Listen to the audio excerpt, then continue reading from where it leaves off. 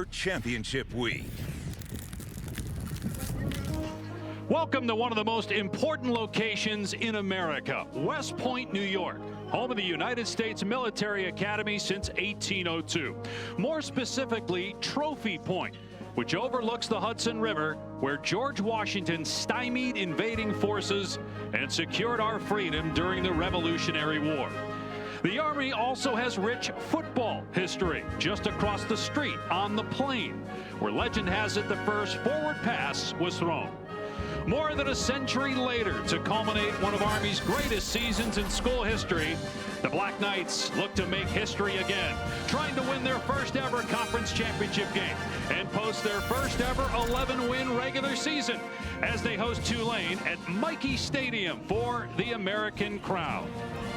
And hi, everybody, alongside Dusty Dvorak, I'm Dave Pasch. Obviously, we will document a championship game tonight, but also we're going to celebrate one of the most amazing venues on the planet. This place is special. The historical relevance is off the charts. And being here yesterday, going around, we just got this tremendous sense of American pride, perspective, and appreciation for what West Point's all about. It's awesome. Army's been awesome as a team on the field this year. 10-1 record, 8-0 in conference play, and a ranking of number 24. The only loss, November 23rd, against the Notre Dame team that's headed to the college football playoff. Nobody runs the ball more or better than Army, leading the nation in rushing and time of possession, thanks to the American Conference Player of the Year, Bryson Daly. And he's the heartbeat of this Army team and embodies what this football team stands for and is all about. He's gritty, a tough runner, and they built this offense completely around him with one of the best offensive lines in front. Tulane's defense has their hands full with Bryson Daly and company. Tulane 9-3 record, 7-1 in the American this season. 2 years ago, they won the conference championship. They continued their success after Coach Willie Fritz left, and John Sumrall was hired to run the Green Wave. This season, 2 close losses to Kansas State and Oklahoma, but then a dominant 8-game stretch. But with a potential playoff game on the line, Tulane lost to Memphis last week and now looks to bounce back in the conference title game. And this football team, especially the offense, has got so much balance on it. Mekhi Hughes in the backfield, one of the best running backs in the entire American Conference. And the redshirt freshman, Darian Mensah, has been excellent. Over 200 yards a game, running and passing. They keep defenses off balance with the balance they display. It's going to be a great matchup here tonight. How will Tulane handle the cold? Frigid temperatures tonight, wind chill expected to be about 15 degrees. The Nissan pregame drive is next after these messages from our ABC stations. Dr. Pepper presents a Fansville Playoff-uary special. State got the 12th seed. It's a playoff-uary miracle. Dad, what's playoff-uary? It's a full month of the college football playoffs. It starts in December and eats up most of January. It's like the holidays, but for college football fans. And if we all believe, State will make a deep playoff run. Oh, State!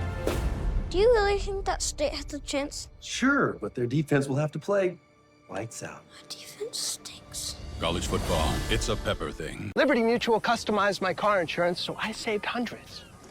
It's just nice. Genuine.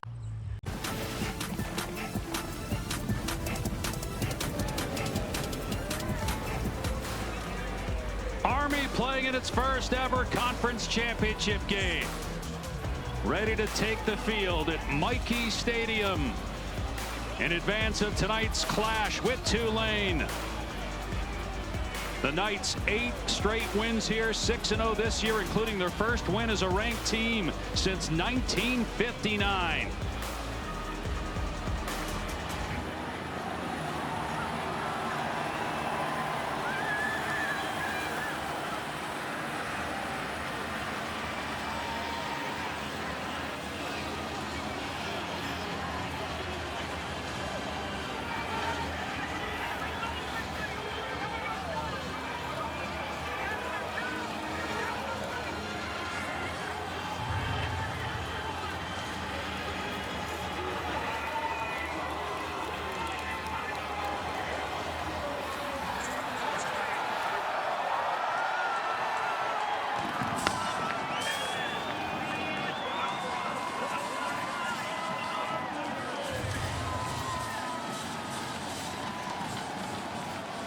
Army being led out by its head coach, Jeff Monken, now in his 11th season.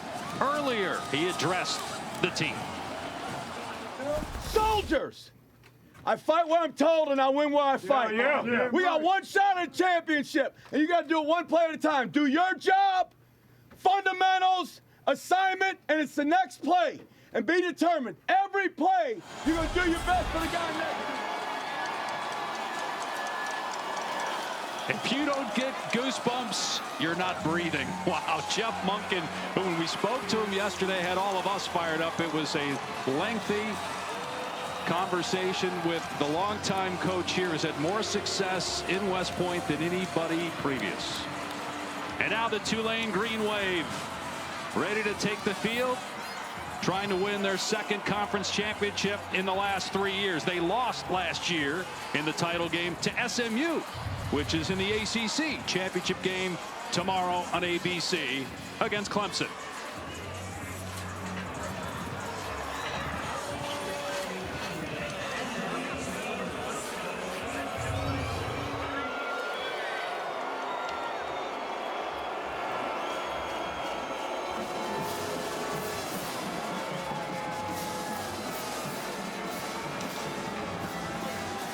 Kickoff from West Point is next after these messages from Nissan, premier partner of the Heisman Trophy. You know the most exciting thing about life? So go on.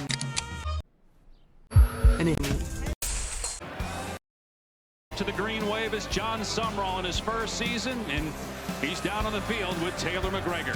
Thanks, Dave. Coach, what are the things that Army does really well that you have to be prepared for tonight? They run the football, obviously. The quarterback's a great player. They take shots off the run game, and they're one of the best defenses in college football. So we got to stay on schedule offensively, and defensively, when we get a chance to get off the field, we got to get off the field. What does your team have to do this week that they didn't do last week against Memphis? Win the turnover margin. We were -3 last week. Anytime you do that, you can't win. We got to protect the football and get it off of them. Thank you, Coach. Thank you. The other factor in this game could be the weather. We have feels-like temperatures in the teens here tonight. The coldest game that Tulane has played up to this point was 58 degrees at kick. Sumrall flew in his team yesterday, and they practiced outdoor at the Giants facility to get their bodies acclimated. And then pregame here today, they were running around without their shirts on. A lot of them told me to see if they could get their bodies ready. Dave.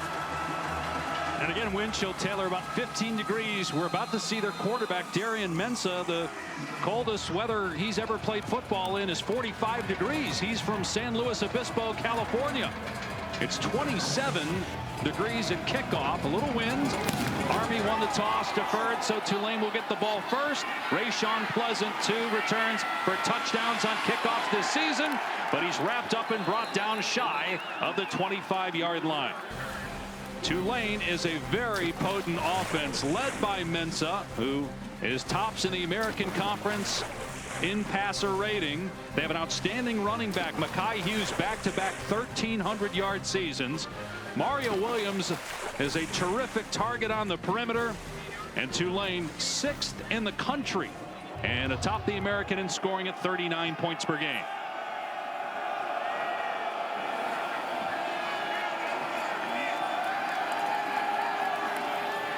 And Hughes will get the touch on first down. Pinballs forward for a gain of about 3. Darian Mensah, redshirt freshman who started the year 3rd on the depth chart in preseason. He was the scout team quarterback, but he was playing so well in practice, the coaching staff wanted to move him up. They did. He ended up starting early in the season, and they haven't looked back. Great accuracy, can really throw the ball at all 3 levels. Excellent off the play action, pushing the ball down the field. And going to hand it off here again on 2nd down, and Hughes with a first down.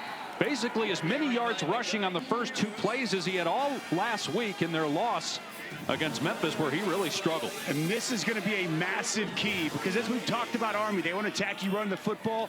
That's really the MO of Tulane. They want to run the football, be physical with their talented offensive line and one of the best running backs in the entire American Conference.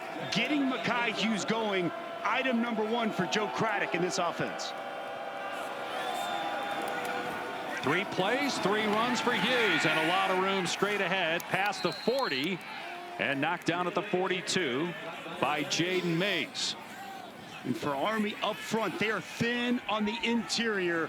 Multiple guys on the interior of that defensive line out. Cody Winokur, a little bit lighter, more of a rotational guys getting the start at nose tackle. Kyle Lewis, done for the season a few weeks ago. They are thin up front.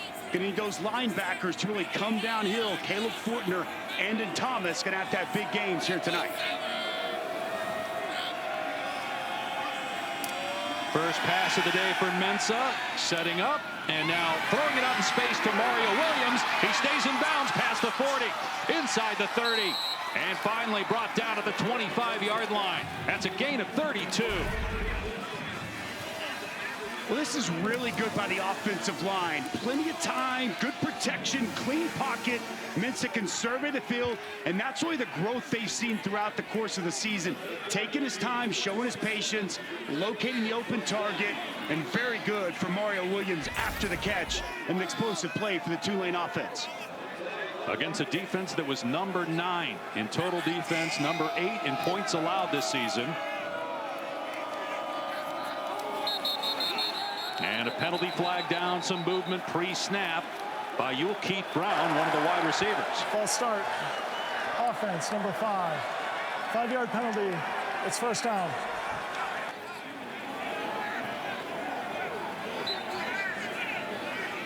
So it'll make it 1st and 15. Tulane the last 3 years with 32 wins and 15-1 in the last 16 road games. The only loss during that span at Oklahoma back in mid-September. They were down 5 and driving to win the game. Ended up falling to the Sooners. They actually played better in Norman than Alabama did just a couple weeks ago. On the jet sweep, no running room for Keith Brown, trying to get back to the line of scrimmage, and maybe he got a yard on the play. Really nice job by Chance Keith, setting the edge, forcing this to come back inside. He's going to come right here off the side of your screen, set this edge, and force Brown back inside. And then you see the effort to the football. A lot of black hats running to the ball. That's the one thing you'll notice when you watch this film. The effort from this Army defense is outstanding.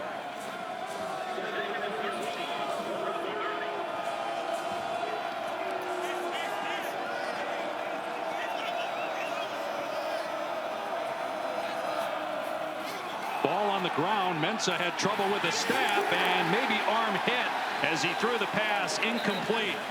Pressure into space by Caleb Fortner, who the coaches say is the most improved player on the team this season. Well, this is a pressure. They're going to dial it up and bring him. He comes right off the edge, fights through the block of the right offensive tackle, Green, and gets just enough of Mensa when he delivers that pass. 3rd down. Been such a good spot for Tulane all season. 2nd in all of college football and 3rd down offense. And look for the big tight end, Bauman, here in the slot.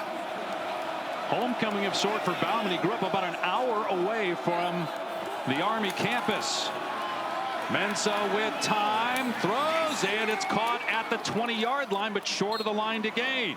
Mario Williams comes up about 2 yards short to move the chains. 4th down. I think we're going to see John Sumrall go for this here on a 4th down early in this ball game. And they're going big. Nope, he's going to kick the field goal. He's going to take the points. I thought we'd see him go for it here. They've already had success running the football between the tackles, but he says we're getting points out of this opening drive. And Dusty, they've had so many different kicking issues. 3 different place kickers this year. They finally settled on Patrick Durkin, a true freshman. He's only attempted 2 field goals. He's made them both. Long of 44. This is a 37-yarder, and some issues with the snap. Ball on the ground, and Army is going to take over on downs. Ethan Hudak, the long snapper, Bryce Bush, the holder, and Durkin hesitated. He didn't like the hold, and he didn't even try the kick.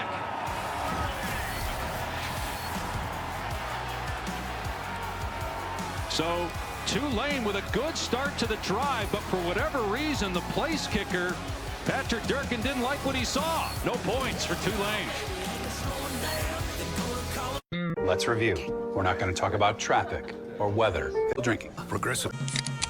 Point here early. Tulane goes for the field goal, but after some issues, unable to capitalize. I was just listening in to holder Bryce Bush. He went up to kicker Patrick Durkin and said, "I apologize. I did not get it down as quickly as I usually do." So certainly some issues there, but perhaps Durkin still should have kicked it, and that was also the message I heard here on the sidelines, guys. Yeah, Bush didn't get the ball down in time, Taylor, and it threw Patrick Durkin off. That was only his third ever field goal attempt. The true freshman, timing got off, and it was a disaster on the field goal attempt. So Army takes over on its 28-yard line, and Bryson Daly pitching it to Noah Short on first down with room past the 40, and scoots out of bounds at the 44-yard line. A gain of 17 on Army's first play. Well, your vintage triple option and a quick pitch from Daly outside to their fastest offensive player, Noah Short. They want to get the ball on the perimeter to Noah Short in a multitude of ways. You're going to see tosses. You're going to see triple option. Throw him the football. Nice explosive run to start this drive for Army. 313 rushing yards per game on the season for Army. That leads the country.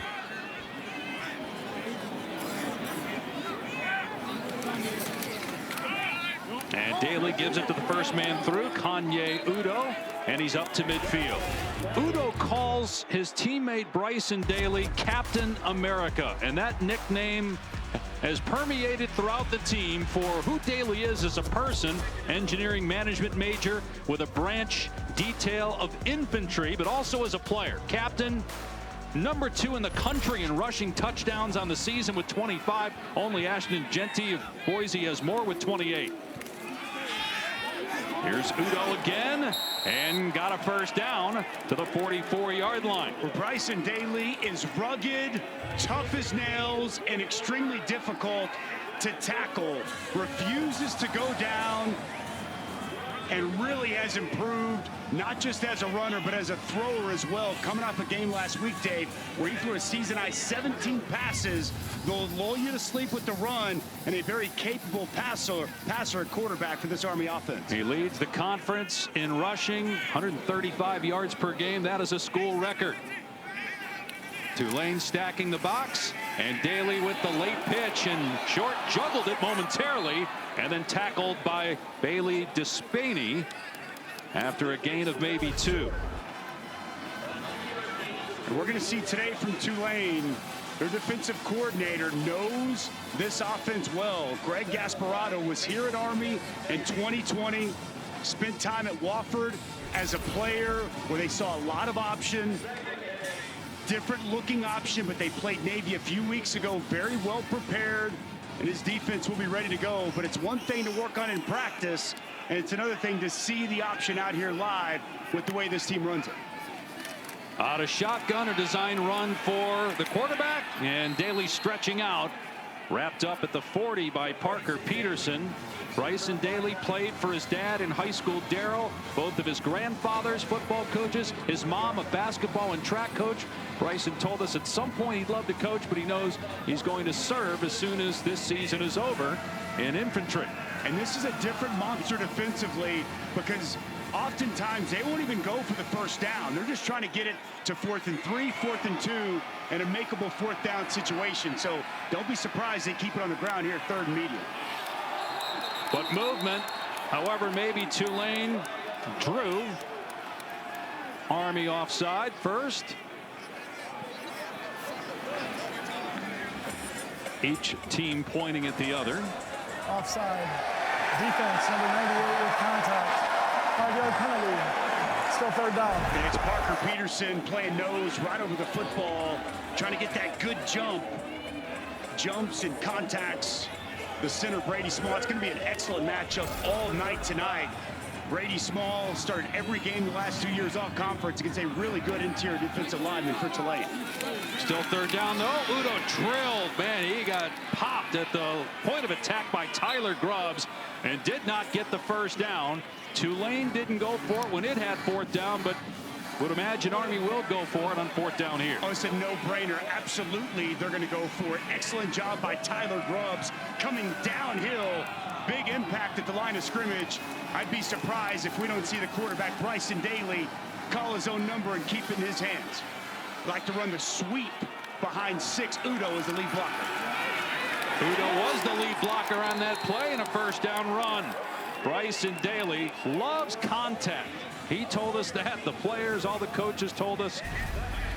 He's a linebacker playing quarterback. You hear that a lot in this sport, but boy, Daly really embodies that as a QB. Yes, he does. He just finds his spot, right? He actually went in front of his running back, Udo, because he saw a lane open up. Good block by the center. Brady Small creating just enough space to give Daly the opportunity to move the chains. 8th play of the drive for Army.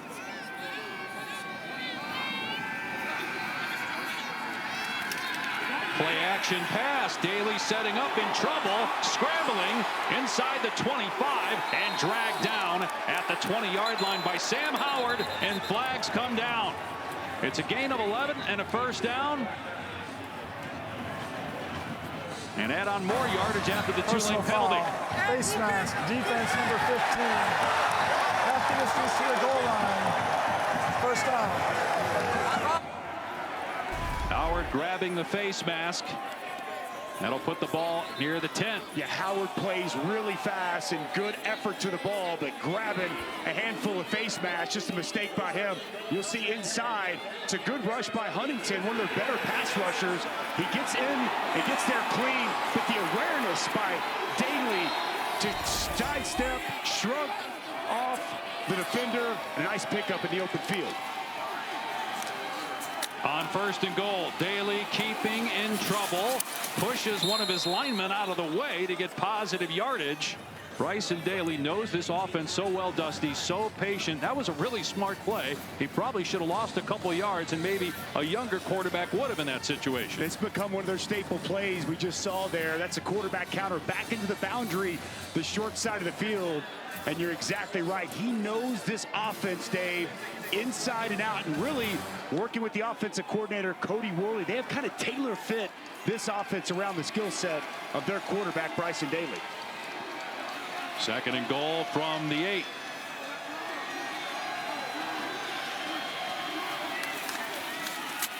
Udo drilled. Bounced off that initial hit, but swallowed up at the 6-yard line. So only a 1-yard pickup. Despaney there on the stop, 3rd down. Boy, Tyler Grubbs is coming downhill. Big impact right at the line of scrimmage. And Udo's every bit of 215. Watch this collision right at the line of scrimmage. Just bow. And then a host of Green Wave defenders to take down the running back. Grubbs, their leading tackler, a captain, 2nd team American Conference player. 3rd and goal from the 5.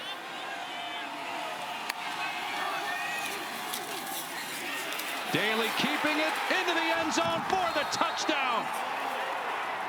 American Conference record 26th rushing touchdown for Bryson Daly.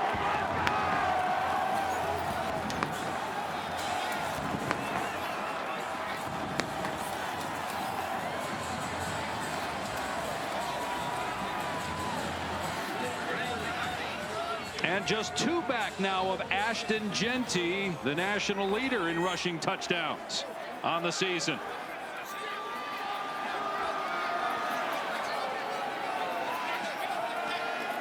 Trey Granati on a high snap.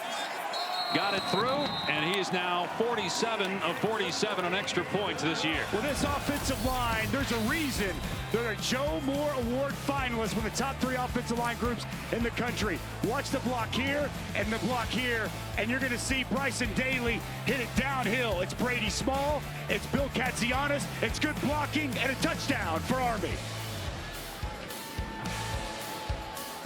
On a reflective Fansville by Dr. Pepper. Dad, do you have over? The scout from Aggressive Custom is brought to you by the all-new Sonic Queso Smashers. Live free, eat Sonic.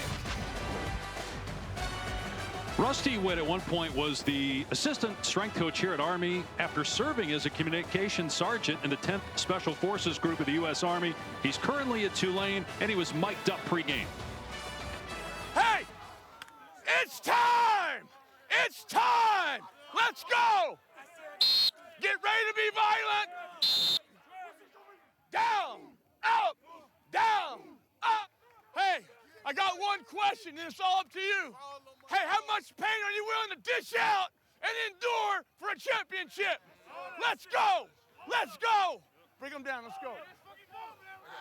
Hey, I respect you so much. I appreciate you. I love you, buddy. Love you too. Great stuff there. As Pleasant on the return. Out past the 30 and up to the 34. You saw Witt embracing Jeff Monken, who he used to work for at Army. Hard not to get fired up after hearing that speech. Jacked up, Dave Pasch. A fiery guy, knows what it's all about to be here around this program. You heard what he had to say there with Coach Monken, the respect that's there. But he's done an outstanding job with this Tulane football team. It's still in the right mindset and the ability to make this run at another championship. But Army strikes first, up 7-0. Good field position for Tulane. And on first down, not much running room. DeShantez Gray on the tackle of Mekhi Hughes after a gain of 2. We're just kicking off championship weekend here tonight on ABC. 3 more games tomorrow. Iowa State or Arizona State will get the automatic bid for the Big 12 champ. Texas, Georgia for the SEC title. Clemson, SMU. And obviously, if Clemson wins, it would seem that either Alabama or SMU is out. Big discussion we'll have throughout the course of the show. Huge weekend of college football. Here's Hughes on second down. Not much. Wrapped up by Gray. Once again, Dre Miller also in there. Third down coming up. With back-to-back plays, DeShantez Gray really doing a nice job getting off of blocks, holding the point at the line of scrimmage, and now 3rd and long for this Tulane offense. Nate Woody likes to dial up pressure in these spots. Keep an eye on 53, Caleb Fortner. Really good blitzer, and they like to bring him in spots like this. And he was in the face of Mensah on the 3rd down on the last drive that forced an incomplete pass. They rush for. Mensah has to step up and now has running room and gets the first down. Heading for the sideline at midfield. Chased out by Donovan Platt. Gain of 13 for Mensah. Well, with Mensah, he has the ability to run with the football. And as you're going to see, there's a lane that's going to open up right here. You've got to keep good 2x2 rush lanes there against Darren Mensah. As that interior defensive tackle gets washed, it opens up a lane, and Mensah wisely sees it and makes Army's defense pay. Second time already, Tulane into Army territory as Clayton Johnson, the ball carrier. Gain of only a couple on the play. And talking with the Tulane players last night, we asked about the experience of coming to the United States Military Academy. They said this is a business trip. We're here to play football. It's great. We love what these young men are doing for our country, but we are going to meet their physicality, and we have seen that so far in this game with some big hitting by the Green Wave. Been the mindset coming in. This is a physical football team. It's where they hang their hat. They didn't do that last week against Memphis. They're here to do that tonight. Saw the cadets 4,300 for each home game. Mensah off play action. Everybody covered. And now Mensah finds some space and dumps it off to his tight end Bauman for a first down. Tackled by Fortner at the 37. 11 yards on the play. Well, it's max protection, and it's excellent protection down the field. And we can freeze that, guys. And this is just smart by Bauman. Bauman's going to stay in to block, and then as nothing's there, he just leaks out. That outlet for Darian Mensah, just good, smart quarterbacking. Survey the field, allow your protection to work, and then find your outlet, and it's a nice pickup to move the chains. These were some of the things the coaches noticed when he was 3rd on the depth chart in preseason camp, and they said, we got to find a way to get him some reps with the ones. They did, and he ended up winning the job. Clayton Johnson close to a first down off the left side, and what's likely the final play of the opening quarter.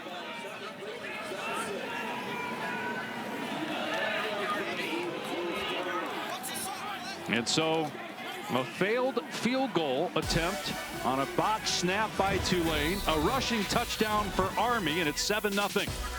This presentation of the American Athletic Championship on ABC will continue after this message and a word from our ABC stations. Tulane coach John Sumrall moments ago with Taylor McGregor. Coach, what will be the key to getting into the end zone here?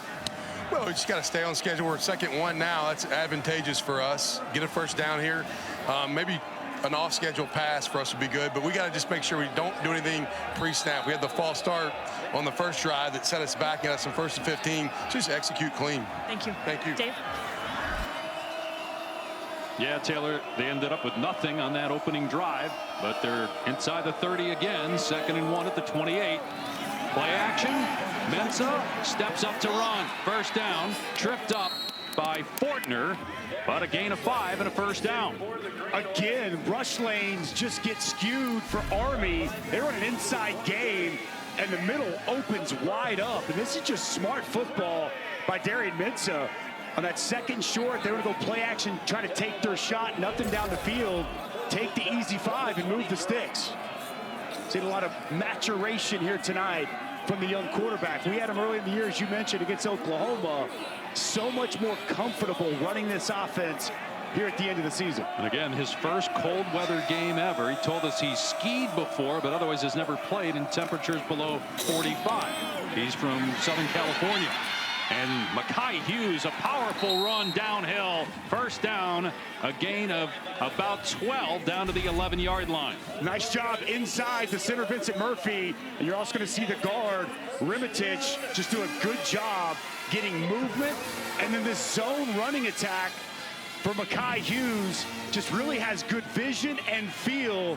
The cutback, and then get north and south for a nice game. Hughes missed all of 2022 with a knee injury. Didn't start last year until mid-October. Ended up with over 1,300 yards. He's over 1,300 again this year. 2-time first-team All-American Conference.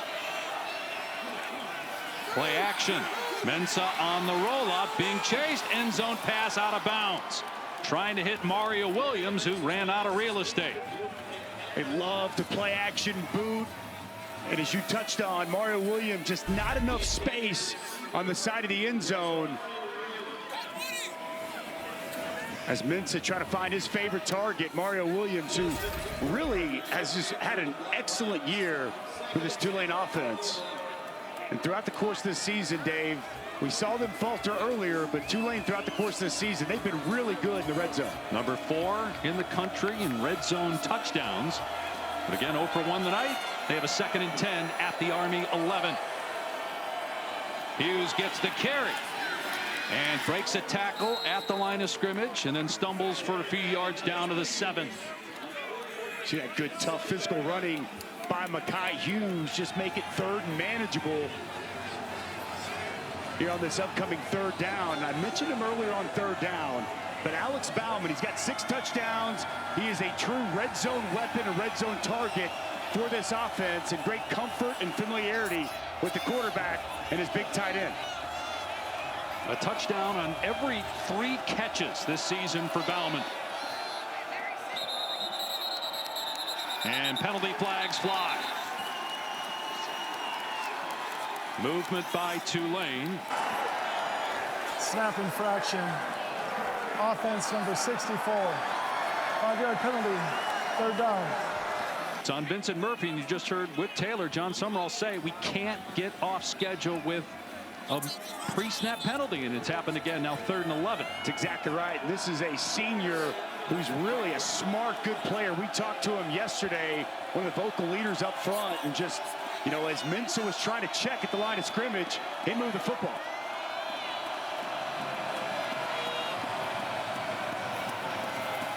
Mensah in trouble, hit and sack back at the 20-yard line.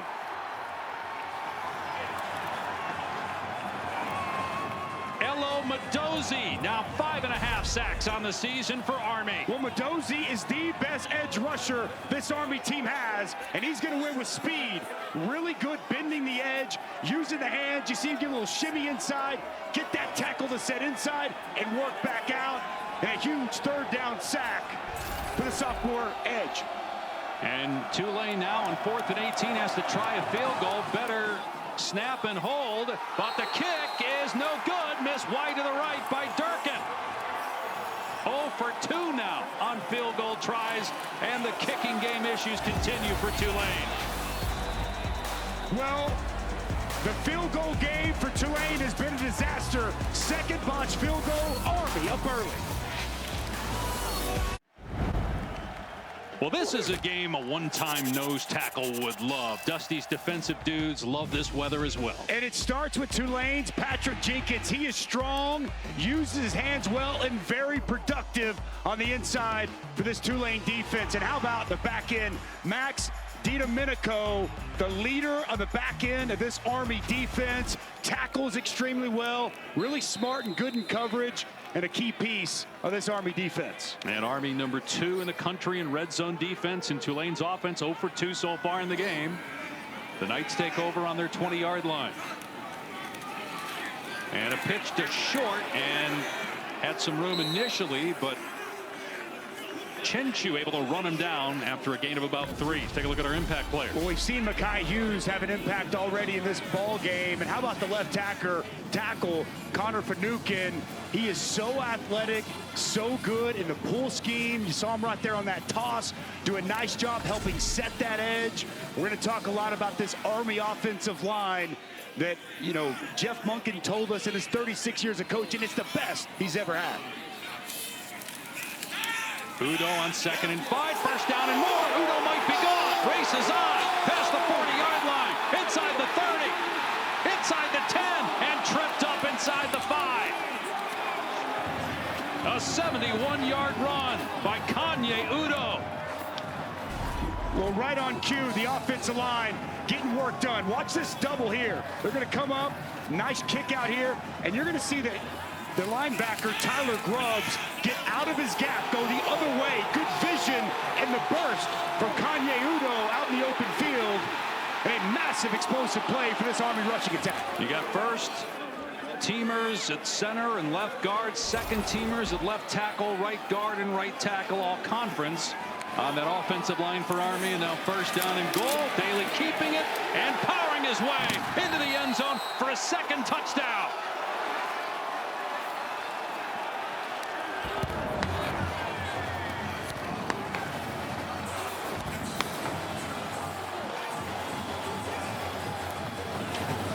'27 touchdowns rushing on the season. Bryson Daly, number 2 in the country, 1 shy of Ashton Genty for the National League.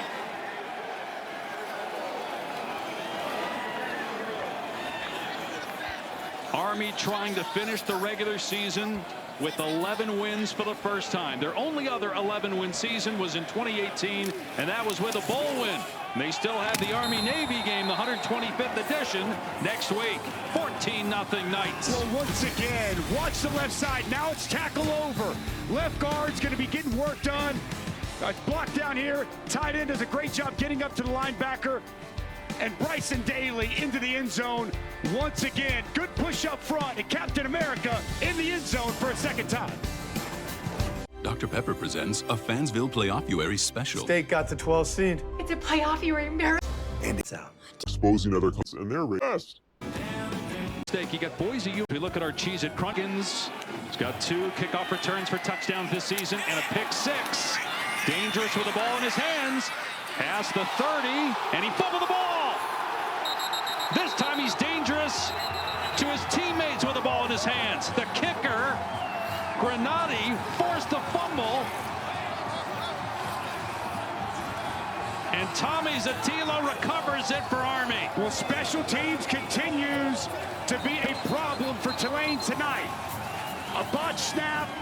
They don't even get the kickoff, a missed field goal. And now, how about Trey Granati, the kicker? Watch him come up. Pat McAfee's going to love this.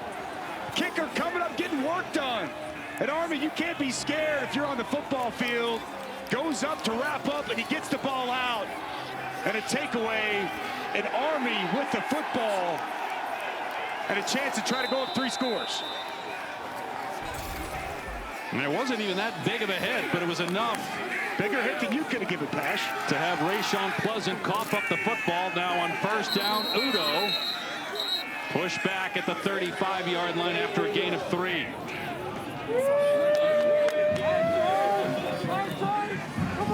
Only the second fumble recovery this season for Army. They do have 16 interceptions on the year, which is in the top 10 nationally. This is an extremely important possession for the Tulane defense. They've got to find a way to get a stop and stop the bleeding that's going on with this football team right now. A stop here could change the momentum back in their favor. They need this drive.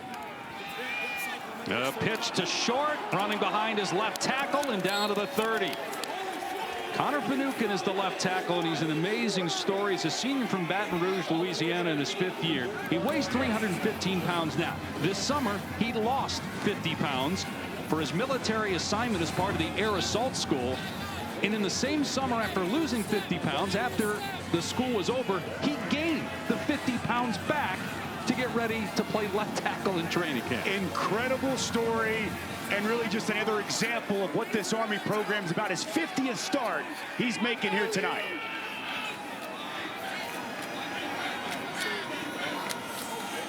And a 3rd down and 3. Daly falls forward after getting hit, but comes up short of the 1st down. Ransaw on the tackle, 4th down and about a yard. And you know, for Jeff Monken, this is an area where this offense is built for this type of situation.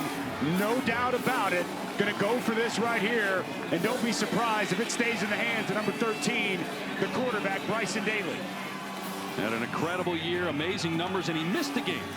He did not play against Air Force due to injury, yet he's got 27 touchdowns, number 2 in the country on the ground, 2 so far in this game. And he will keep it on 4th down. Got hit at the point of attack, but was able to power through the Sam Howard tackle and move the chains. 1st down. This is just smart by Bryson Daly. He sees a hole up front on the right side, and he's just going to take advantage of it. Look at this space right here. And you're going to see Bryson Daly just say, you know what, I'm going to get to that spot before the linebacker, Sam Howard, can get there. I'm going to lower my shoulder, run through, lean forward, and move the sticks. Again, you see the strength. We asked Daly yesterday, would you rather throw a bomb or run somebody over running the football? He said, this time of year, with all the shots I've taken, I'm happy to throw the ball. But he hasn't yet. No passing attempts yet in this game. Udo, the ball carrier, down to about the 25 for 2. And let's go to Taylor down on the field. Dave, one of the things that Jeff Monken loves about his team is the toughness, and Bryson Daly epitomizes that. After his first touchdown, he came to the sideline. He had blood all over his elbows. Trainers were coming up to him, wiping it off, and all he wanted was the iPad. He did not care. He didn't look to be in any pain. He just wanted to figure out how he could get back out there and score again. And the bandage he's got on that thing's falling off, too. They're going to have to put something else on there. But as you said, I'm not sure he cares. Daly pitching short inside the 20. 1st down and down to about the 10. Noah Short, former corner turned slot back, gets down to the 11-yard line. Well, Aiden Huntington's going to be outside, and he's going to be caught in a weird spot. Watch him as he works out. He's going to be caught. He's going to try to play pitch. He doesn't know if he's going to play pitch. He's going to play quarterback. He's kind of caught no man's land, and it's a good job by Daly. He forces all the way to him, gets him to lean in just a little bit, and then a nice pitch on the perimeter. Chance to go 3 scores for Army.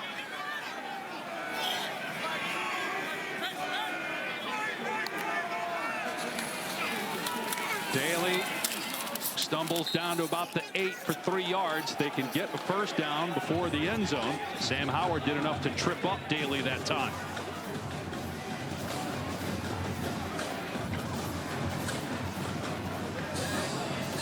Bryson Daly attended the U.S. Military Academy Prep School here on campus. That's what a lot of incoming students who want to go to Army do. They come to the prep school on campus. He actually was here in COVID. He couldn't leave campus for 6 months. But said really helped his mental toughness dealing with that stretch was really difficult. Here he is on 2nd down. Still no pass attempts. Again, despite getting walloped at the line of scrimmage by Grubbs, he still gets positive yardage. Boy, Tyler Grubbs, physical, nice job scraping over the top. That's 2 tough football players. 13 on 13, a nice tackle by Tyler Grubbs Tulane's got to find a way to get a stop here and not allow Army back into the end zone. And Bryson Daly, 76 pass attempts, but none in this game. You throw it on this play here in 3rd and 5. I keep it on the ground. They've had a lot of success running the football. And they will. Daly, and coming down to make the hit at the 5-yard line is Micah Robinson, a corner, and now it's 4th down or about 3. 4th and 3. Jeff Funkin, he's keeping the offense on the field, and this is just who this football team is. If you've watched this Army team throughout the course of the season, no doubt keeping the offense on the field, and they're going to go for this 1st down. Only 9 field goal attempts all season for Army. Nearing 4 minutes to go here in the 1st half. This could be a spot, maybe a little play action here, Dave. Watch 21, Robinson. That's him in motion. He gets the pitch, in trouble, and tackled short of the line. Patrick Jenkins and Grubbs over there to make the tackle, and Tulane with a huge turnover on downs. We talked about Patrick Jenkins earlier when we talked about the dudes in this defense. Watch him get up the field, doing a good job setting that edge, and a huge stop for Tulane.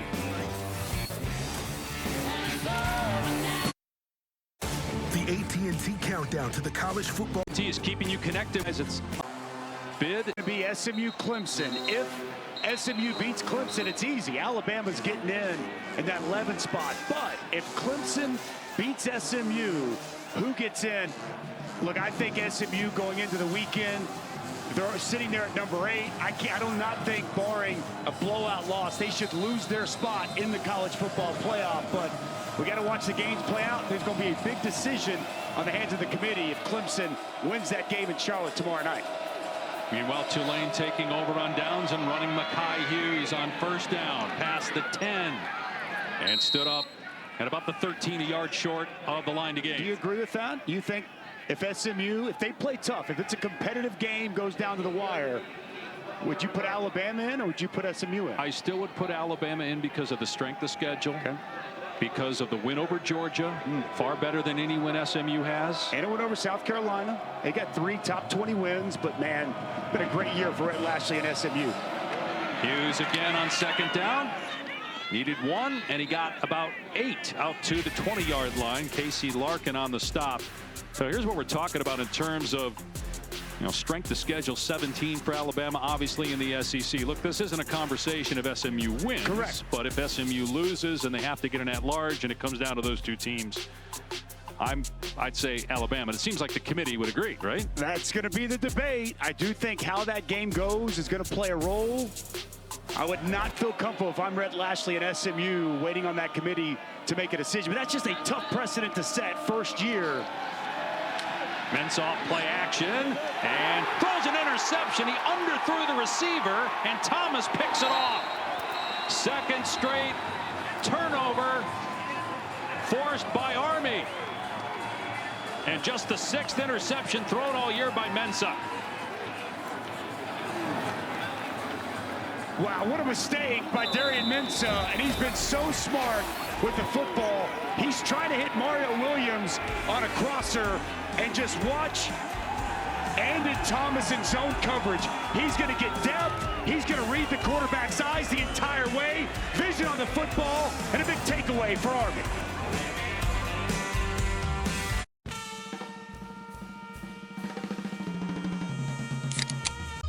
Sounds like means you're pushes this 2nd field goal, and then a fumble on the kickoff return for Tulane, recovered by Army. The defense got to stop, but just now, Darian Mensah makes a mistake, throws it right to the linebacker, Andon Thomas.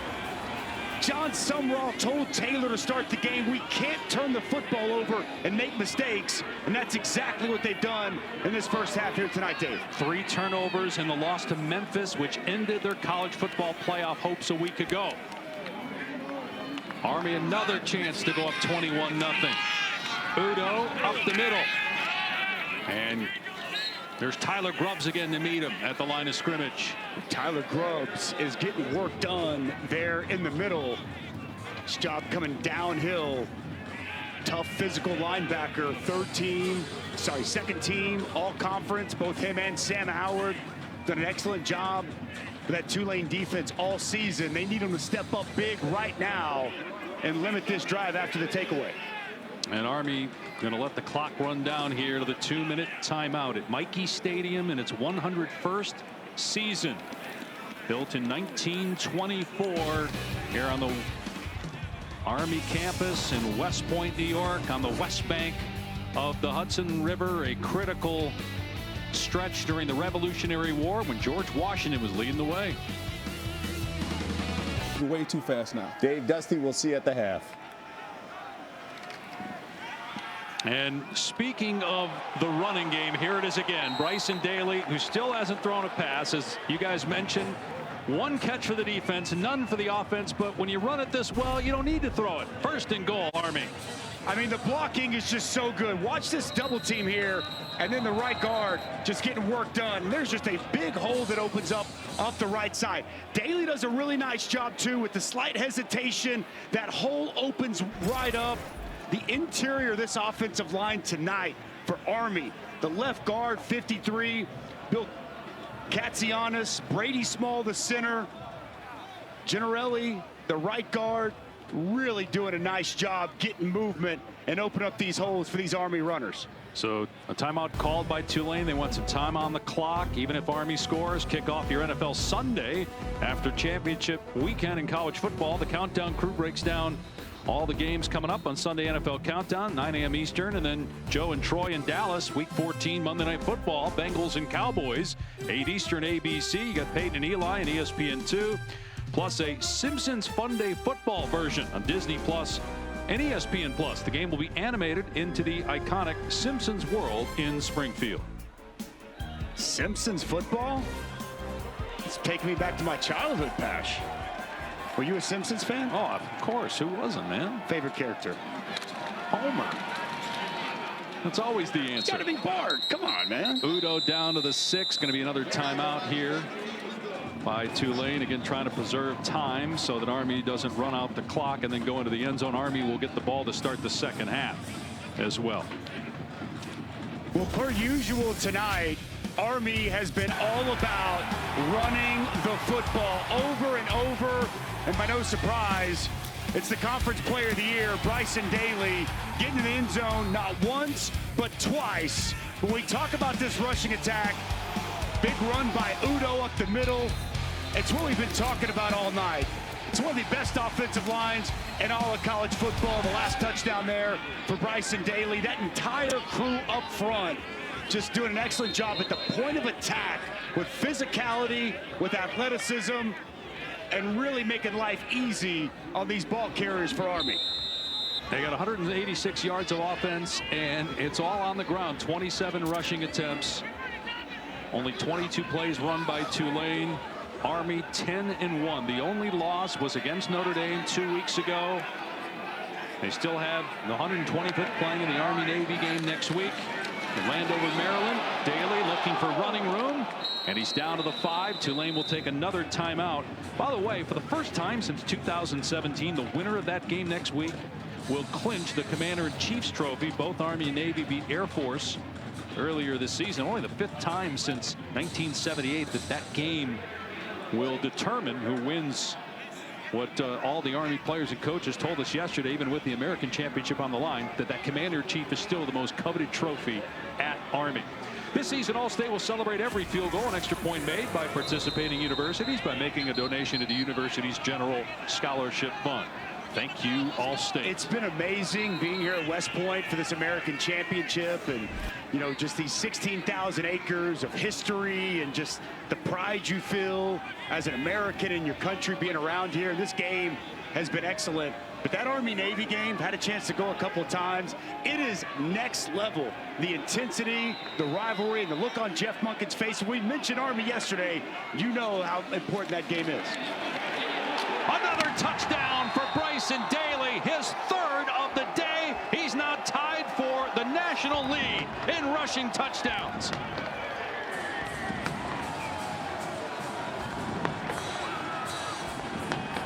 #28 on the season for the quarterback. rushing touchdowns. Bryson Daly.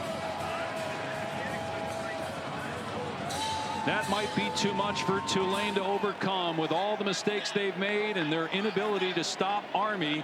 This Green Wave team looks entirely different than we saw for most of the season. Lost last week, and it's a bad snap here, but the kick is good. Army had no issues there despite a botched snap. Tulane's missed 2 field goals in this game. And now we're going to go tackle over, and it's Finucane here. It's a double here. And how about the big fullback just going to lead his way and pave a path for Bryson Daly. Rendina, 33, gets just enough of Sam Howard to open that hole. And you see the elation, the excitement of the captain, Bryson Daly, in the end zone as his team takes a commanding 3-score lead. Got Ashton Genty playing for Boise State right now, and he's tied with Daly. Again, one's a running back, one's a quarterback. Tied for the national lead in rushing scores. And worth pointing out, Genty has played one more game than Bryson Daly. Obviously, that additional game next week we're just talking about with Army-Navy, but Ashton Genty's been incredible. He's going to be in New York City, rightfully so, but Bryson Daly has just been special this season for this Army offense. Grew up in Abernathy, Texas, close to Lubbock. He's 23 years old. Played for his dad at Abernathy High School. He's a high school discus champion, as well as being an outstanding football player. Now they pop it up on the kickoff, and Bauman made the catch at the 30, and he's out past the 40-yard line, so decent field position for Tulane. No timeouts left, 1:36 remaining. Well, you know, you were mentioning Abernathy, Texas, where Bryson Daly's from. I'm from Texas, and I had not heard of Abernathy. And he said it's out west by Lubbock. And then we were talking with the offensive coordinator and quarterbacks coach, Cody Worley, who was talking about his recruiting story. And he said, it's the first time I saw, what do you call those things? You know, they're on the ground. We're like, what are you talking about, coach? It was a tumbleweed. It was the first time Coach Worley had ever seen a tumbleweed when he went to the home of Bryson Daly and recruited his future quarterback. And Daly told us that his branch detail is infantry. It was branch night on Wednesday where all the student athletes find out their military assignments, as Mensah is short of the first down, so the clock will continue to move as he's brought down by Fortner at the 48. Important to operate right here, try to get a score, some kind of momentum for Tulane before they go into half. Mensah, an interception on the last drive. Looking downfield, everybody covered. And now Mensah finds Hughes out of the backfield. Should have gone out of bounds. The clock will stop to reset the chains. 1:03 to go. But could have just run out of play that time. Boy, plenty of time here all day for Mensah to survey the field. And you're exactly right. Makai Hughes got to be more aware. Got to get out of bounds. Clock running once they set the football. Mensah hitching, now firing, and it's incomplete. Fleming unable to hang on at the 28. Clock stop with 54 seconds left. And Darren Mensah typically operates with such good accuracy down the field. That pass a little bit low. Fleming tried to work back for it, but unable to go to the ground and come up with the catch. Said he wasn't worried about the cold, was uber confident. We talked to him last night. He struggled here in this first half against this Army defense.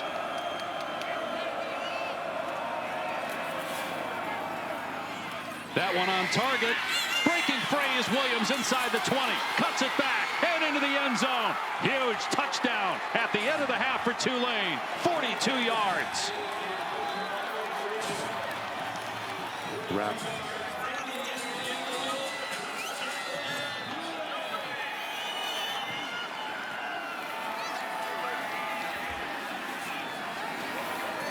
Mensah's 21st touchdown pass of the season.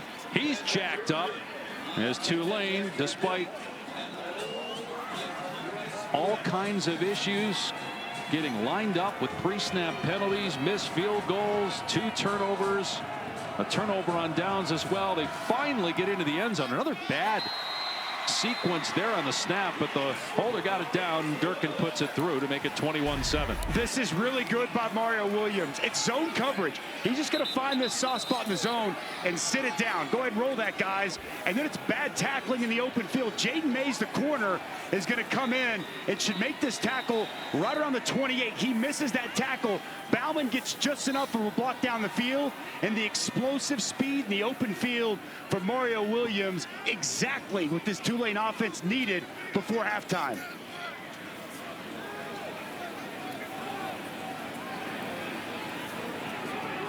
He knows how important this is, Dave. Darren Minson, they needed that. They needed something good, something positive to happen before halftime. That's good, because you're down 3 touchdowns. It's cold. You're feeling sorry for yourself. You get your head down a little bit. They respond. Good field position off the kickoff and go right down and get a huge touchdown to create some momentum and get some life for this football team. It's obviously very cold. When you're down 21-0, I got to imagine it's colder when you're the team that's losing, and that maybe will recenter this Tulane team. Short kickoff. Taken on the 15-yard line, and Robinson barely got back to the 25. So Army with 41 seconds left, 3 timeouts. If you're Army at this stage, you're going to get the ball to start the second half. Do you just take a knee and end the half, or do you try to get something going here offensively? They don't throw the ball. I don't know if you take a knee, but you just hand the football off. You just run the football like you do. You may pop a big run, but you're not taking a shot down the field and some kind of disaster happening. It's been a very good first half if you're Army, but I think you're very conservative here. You take the lead going into halftime, and you know you get the ball coming out. Had a turnover against Notre Dame at halftime. No run. Rendina, who's sure-handed, and a 260-pounder, so if he busts one, it's going to be hard to get him down, but tackled at the 29. And Tulane's out of timeouts. See if Army runs one more player, just heads to halftime. First ever conference championship game for Army. Other than a 7-year stretch in Conference USA from 1998 to 2004, they had been an independent. And what's so interesting about what's become the most important championship weekend yet in the history of college football, with all these automatic bids on the line, is all these teams in year one in their respective conferences are playing for a title. SMU was in the American title game last year. Now they're playing for the ACC championship. Army trying to win the American in year one. And they have a 21-7 lead at halftime over Tulane as we check in with Taylor and Jeff Munkin. Coach, how does that last touchdown drive by Tulane impact what you'll tell your group at half? Just agonizing to see that happen. We hadn't been kicking the ball off very good. We tried a sky kick, hoping we could keep them from getting a long return, and unfortunately they capitalized and got a touchdown. Would have loved to have had a 21-point lead at halftime. Thank you. Dave? But it's 21-7. Army gets the ball to start the second half. Bryson Daly, 3 rushing touchdowns to lead the way for Army. Halftime report with Kevin and Booger McFarland on the other side.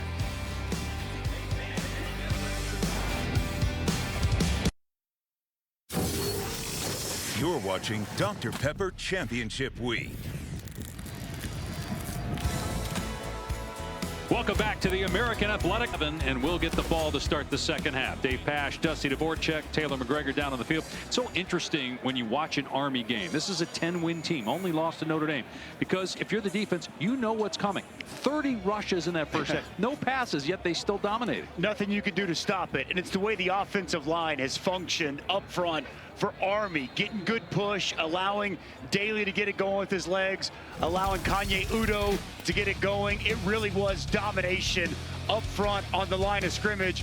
And Army already put up in that first half 192 yards on the ground, and we've seen a variety of run game. Little option getting on the perimeter, that inside dive that you see to that B-back Udo right up the middle, and then of course the captain, the leader, Bryson Daly, just getting it in.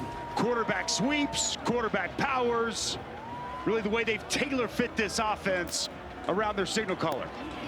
3 touchdowns for Daly on the ground, 28 on the season. 2 back of Ashton Genty, who had a long touchdown run for Boise State.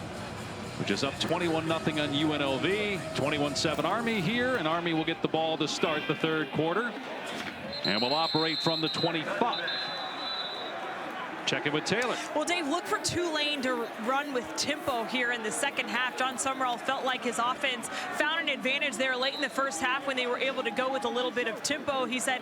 And we know that Army likes to control the clock, so hopefully that can help our offense. But first and foremost, they have to get Army's offense off the field. And he says everybody has to do their job because just some misfits and misassignments have allowed Army to really stay on the field. I think that's wise strategy by John Summerall. Saw something that worked before half, used some tempo, but got to get a stop to start the second half.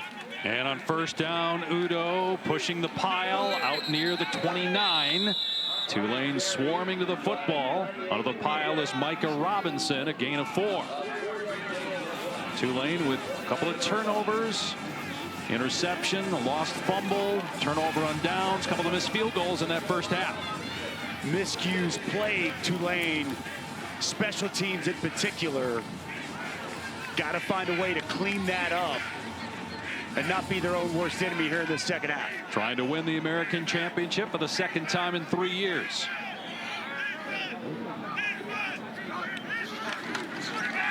Daly keeping it. Wrapped up at the 31. Third down coming up. Well, nice job inside Parker Peterson. He's such a force on the interior of this defensive line for Tulane. But still you see the push and able to get them right where they want to be, sitting here 3rd and 3 for this Army offense. That's a win for Army when they can get in these spots. Number 1 in the country in rushing. Number 1 in the country in time of possession. Number 4 in the country on third down. 2 for 5 today.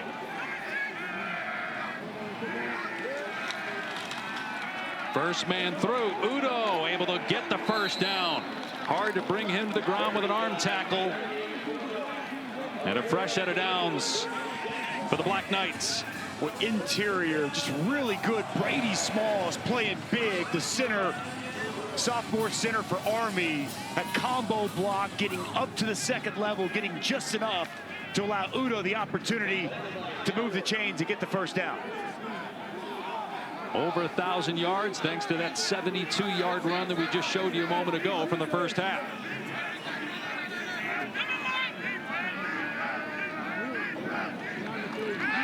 Dropping back to throw the first pass of the game for Army, and it's caught by Noah Short and out of bounds at the 44, a gain of 8. And that's now going to stick in the mind of Tulane. First time we've actually seen a pass in this football game. Now all of a sudden this Tulane defense, they got to be mindful. Bryson Daly more than capable. His favorite target, Noah Short, got that excellent speed.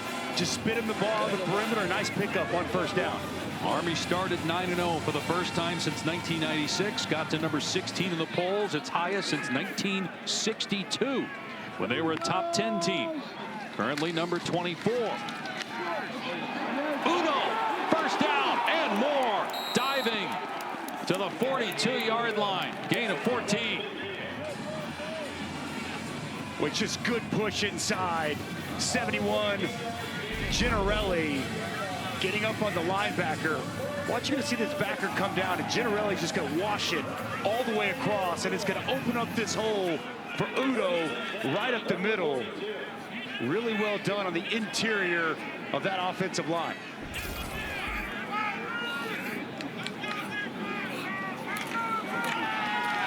Udo again straight ahead.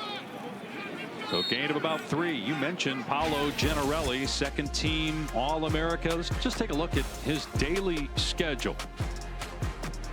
Wake up at 6:15, lights out at 11:30, and more in between than I think all of us in the booth combined get done in a day. And look at the calculus too, Portuguese. Dave, can you imagine taking Portuguese? Just incredible. And you do take a little Italian, by the way. I mean, breakfast looks good there, and team dinner, I'm good with those two. I got those handled. It's about all you can do.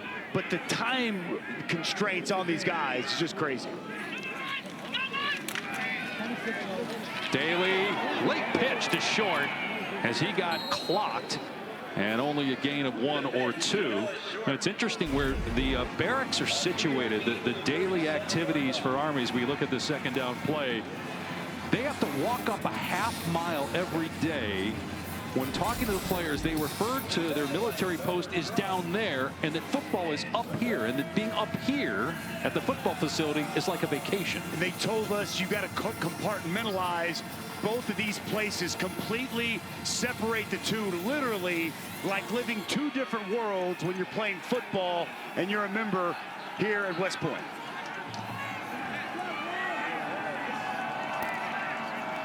On 3rd and 5, a pitch to short, and he's tackled in the backfield by Micah Robinson, bringing up 4th down.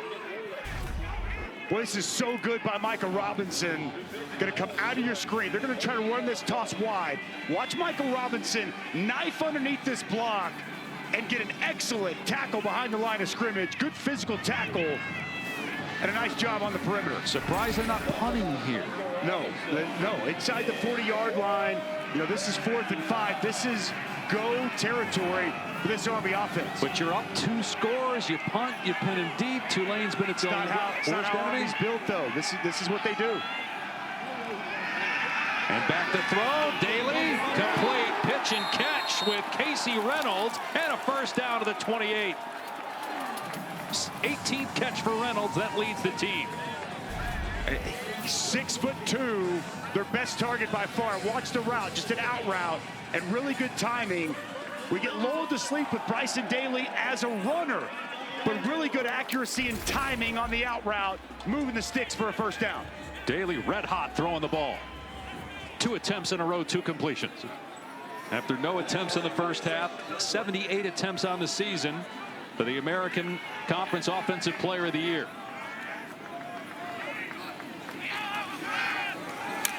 Quarterback draw. Daly inside the 15 and all the way down to the 6-yard line. 22 yards on the play. Penalty marker down. Army has not been called for a penalty yet in this game. Offside. Defense, number 35. The penalty is declined. The result of the play is a 1st down. And I'm talking about it a lot, but it's important to see what's going on at the line of scrimmage. Watch this double team here. And then you're going to see Udo lead up inside on this quarterback run from Bryson Daly. Just a called quarterback draw. The double team at the point of attack, the fullback getting up to the 2nd level. Daly looking for his 4th touchdown of the day. He's in! Bryson Daly, 29 rushing touchdowns on the season, and he missed a game this year.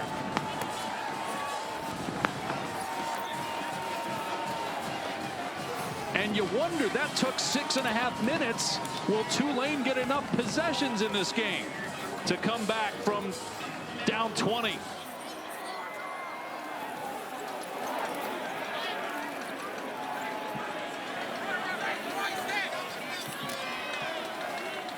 Bernardi on for another extra point.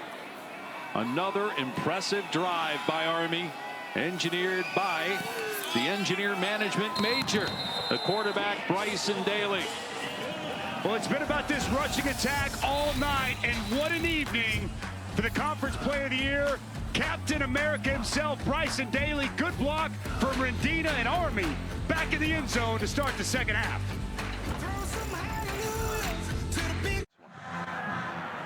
Have fun. Bryson Daly putting on a clinic here tonight. The quarterback lives by the motto, cool head, hot heart. It is a tattoo that he has on his left arm in the handwriting of his grandpa, Buddy Coomer. Now, Coomer is a Hall of Fame coach in his own right, and when Bryson was growing up, he had the tendency to get a hot temper. So his grandfather, who he calls coach, would text him before every game with that same message, cool head, hot heart. It was a reminder to him to keep his emotions in check because his teammates around him are looking for him to stabilize their emotions. And Taylor would love to see him get invited to New York, as Rayshon Pleasant on the return is past the 35 and out across the 40. Deserves to be in the Heisman conversation, and he was mic'd up pregame. Good eyes, good feet. Good eyes, good feet. Yeah, let's go. Let's go, man. Let's be sharp. Be sharp. Hey, start right now, man. Start right now. Yo, you know what I'm saying? Extra football, man. Free football. 06. Let's have a day, man. Yeah! I love you boys. No one's giving us a shot, man. We weren't even supposed to be here. Let's go. Brotherhood on 2. 1, 2. Nicknamed Captain America by his teammates. Mekhi Hughes wrestled to the ground for a loss of 1 on the play.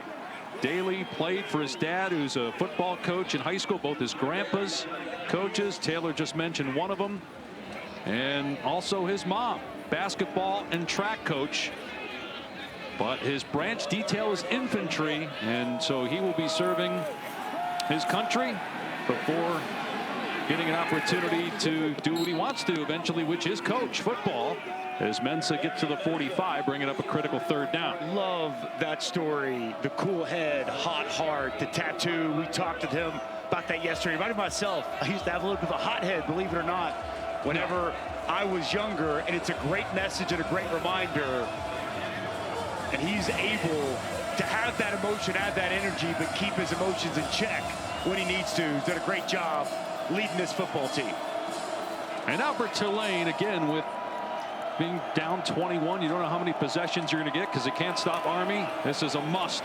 Convert. They run Hughes, probably because they're going to go for it on 4th down anyway, but now instead of 4th and 5, it's 4th and 6 because Hughes loses a yard on the play. As Caleb Fortner makes the hit. Well, Caleb Fortner is going to come downhill right now. He's going to come tight off that edge and make the initial contact. And you'll see Thomas come in second to finish it off. Good penetration. And right on cue, as you said, no doubt, down 3 touchdowns. And with the limited possessions, John Summerall knows he's got to go for it here on 4th down. Mensah looking in trouble, being chased backside, rolling left, throws back across the middle, and it's caught for a 1st down by Shaz Preston. Just his 4th catch of the year. Well, it's a dangerous throw. He's going to wait. Nothing open down the field. Roll to his left, throw it back across the field late. And you see the safety. DiDomenico just a hair late and a huge completion to Shaz Preston. And DiDomenico was shaken up there for a moment. So a timeout called. We've got another injury as well on the other side of the field. We'll clean all that up when we come back. Want to see this week's top 25? Just tell Siri. Show me the college football rankings. All right, Siri, this week's college football playoff rankings brought to you by AT&T. Obviously a ton at stake this weekend. Texas, Georgia, SEC championship tomorrow, ABC. I cannot wait for all these matchups. Going to be fantastic. But you mentioned the SEC championship game. I think Texas gets revenge in this one. I like Georgia in the opener, but right now Texas just playing better football than Georgia. Texas, the better defense and the better offensive line. That's what Georgia was doing when they were winning national championships. Feels like Sark's got a squad right now that can win a national championship. Should be fun in Atlanta. I think Texas wins the SEC in their first year, similar to what Army's trying to pull off here tonight. Georgia still gets in, though, as an at-large. Yes, Georgia will be in. Question is home or road game. I expect there'll be a home team. Penalty flags down. Were you surprised Ohio State only fell to 6? Offense, number 87. 5-yard penalty. 1st down. I figured it'd be 6 or 7. They've got better wins than Tennessee. You know, when you look at their road win at Penn State, beating Indiana by 23 at home, I think that's what did it. The quality wins that they had kept them ahead of Tennessee, so I think it makes sense where they fell at number 6. We will find out on ESPN noon Sunday. CFP selection show presented by AT&T. Who's in, who's out, who's hosting, who gets home games in the first ever college football playoff games on campus. The first one 2 weeks from tonight, 3 more 2 weeks from tomorrow. Bauman on the catch. A 2nd down, Tulane needing to score with the clock not in its favor. Mensah out in space. Williams, who had the touchdown in the first half, he'll be just short. 3rd down. As we see, just like Taylor said, come out of half, Tulane operating more quickly, sense of urgency here on this drive, understanding They've got to score and score a touchdown here to try to cut this to a 2-score game. Inside run to Hughes. Just get the first down. That was the call, and with the push at the end, he may have gotten it. Dre Miller in there first defensively for Army. They spot the ball, and it's a first down. What's good effort at the end. He was stymied right there at the line of scrimmage, but the extra effort, keeping the legs moving and leaning forward, moves the chains. 53 yards in the day for Hughes. Back-to-back 1,300-yard seasons for him. And a timeout by Army to get settled down defensively. Back to West Point in a moment. The home team up 28-7.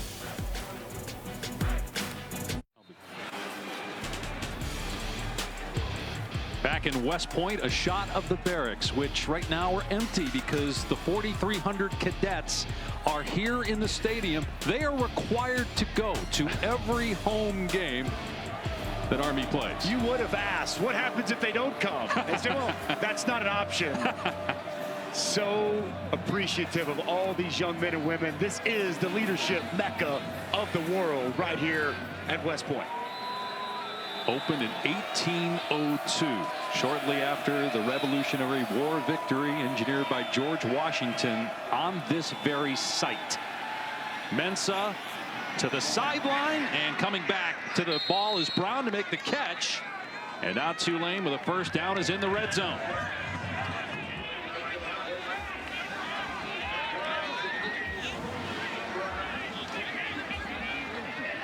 A good route there by Keith Brown, shutting it down, working back to the football. Good timing from Mensah. Must score situation, down 21. Mensah has another completion to the 10-yard line. Fleming lost the ball, and now a late hit. A flag comes down. Fleming got the ball back, but a mistake by Tulane. They've been their own worst enemy when it comes to mistakes today. You think there's something on Army first? It might be on Weaver. Way slammed him to the ground. There was a player for Tulane who came in late. After the play was over, personal foul, unnecessary roughness, offense number 68. It's a 15-yard penalty. The down counts. It's second down. All right, so Josh Remitich with the penalty. Let's bring in our rules expert, Matt Austin. Yeah, I know why the offensive player kind of retaliated. He thought his player got thrown to the ground. He really didn't. He was started to go to the ground, and another player came in and hit him, made it look worse than it was. But he came in and picked the guy off the pile, and you just can't do that. So that's a good call.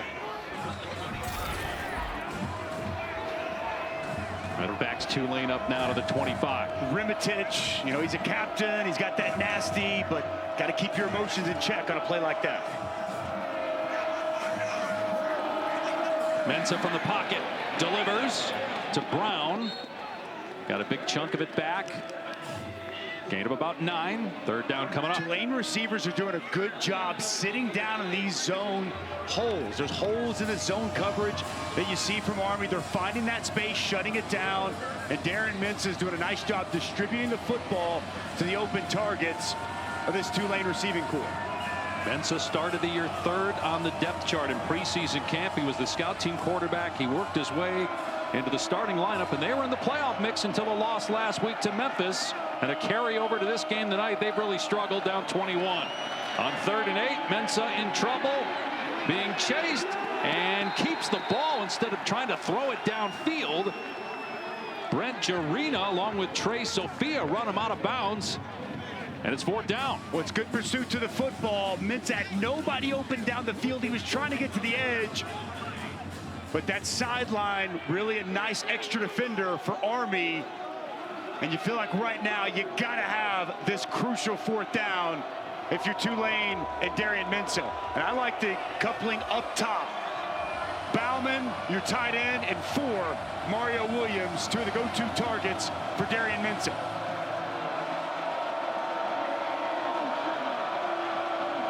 Army brings a blitz. Mensa's pass incomplete.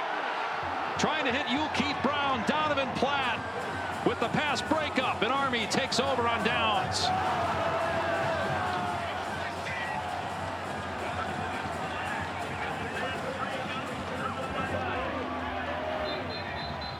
Well, we see Army oftentimes go zone coverage. Nate Woody, defensive coordinator, he mixes it up. It's going to be man-to-man. He's going to jump this route, and it's a great job by Donovan Platt.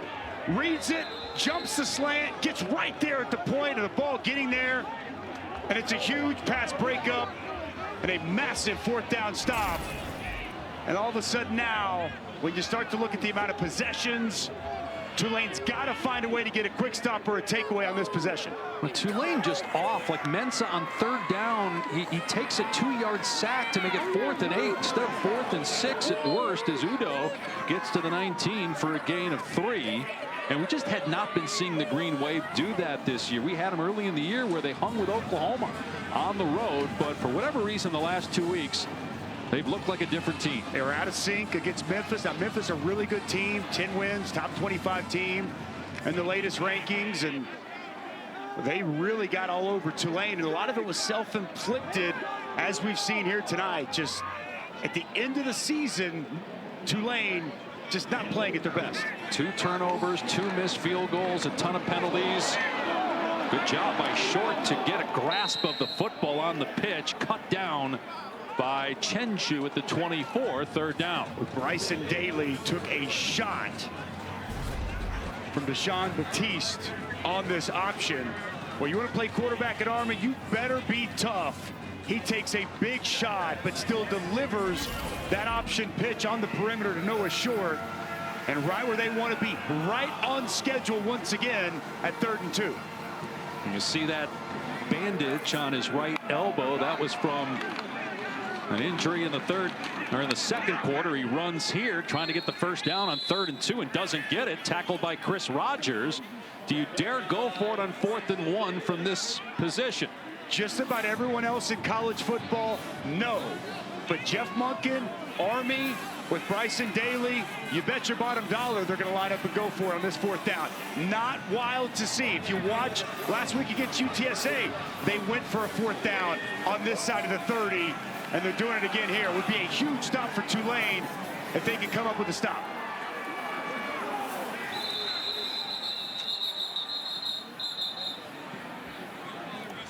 And a timeout. So they are going to review this further to see if he got the first down on that 3rd down run.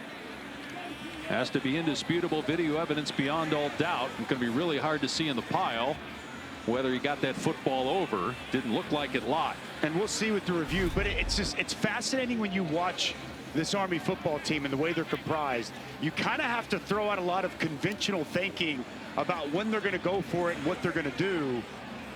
I don't think he got to that line to gain, Dave. The only thing is, watch here, he sticks the ball out just a little bit as he's being wrapped up. You can't really see it there, and I don't know if, again, there's enough because you can't fully see the ball to say he got it across.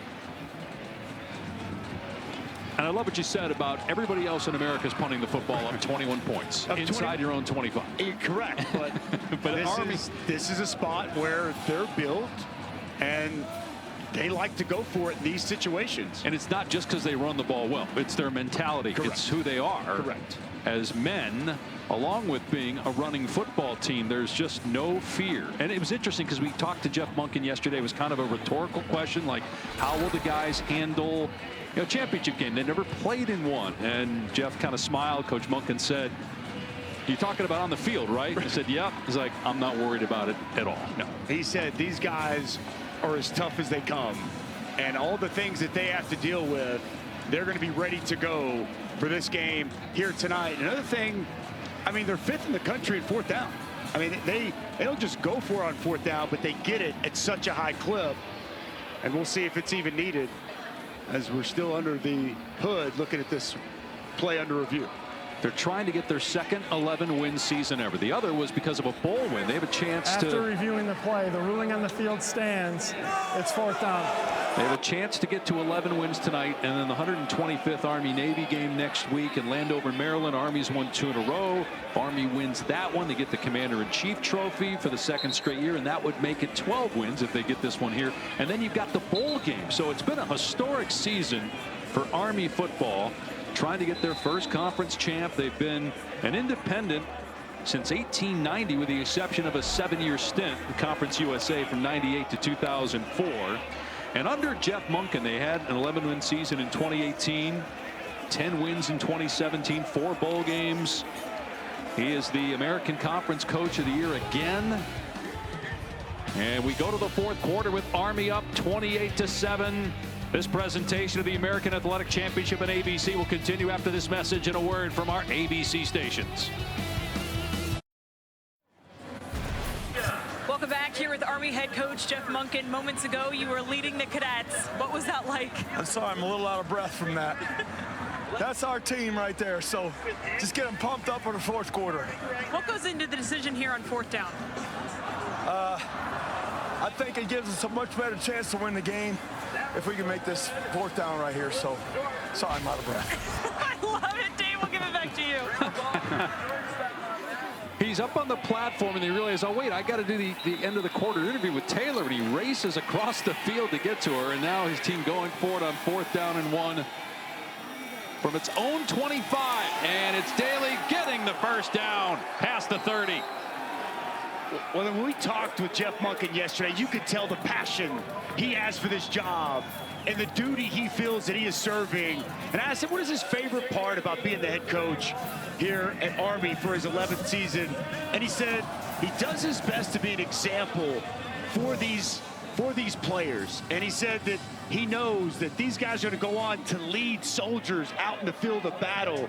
And he never served the military, and this, being the head coach and doing what he does here with these players, is his opportunity to serve.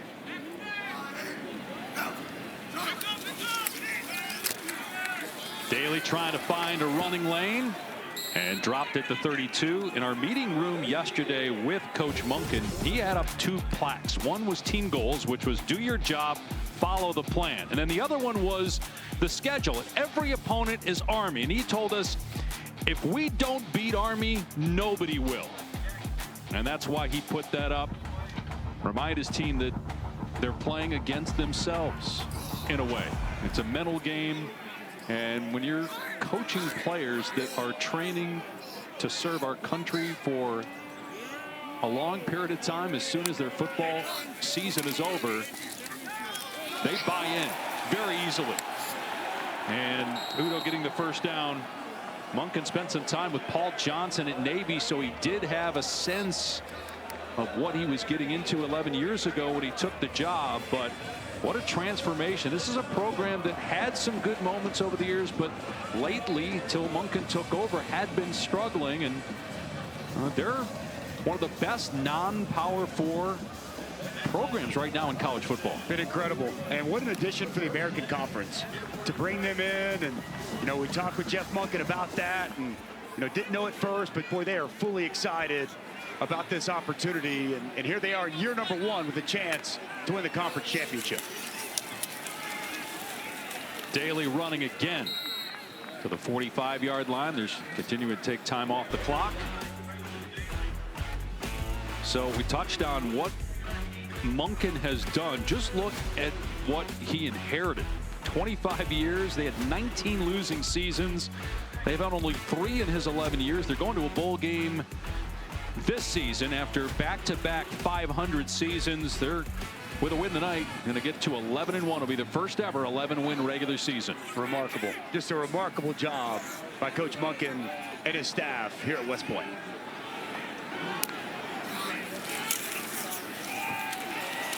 Udo past midfield and all the way to the 37.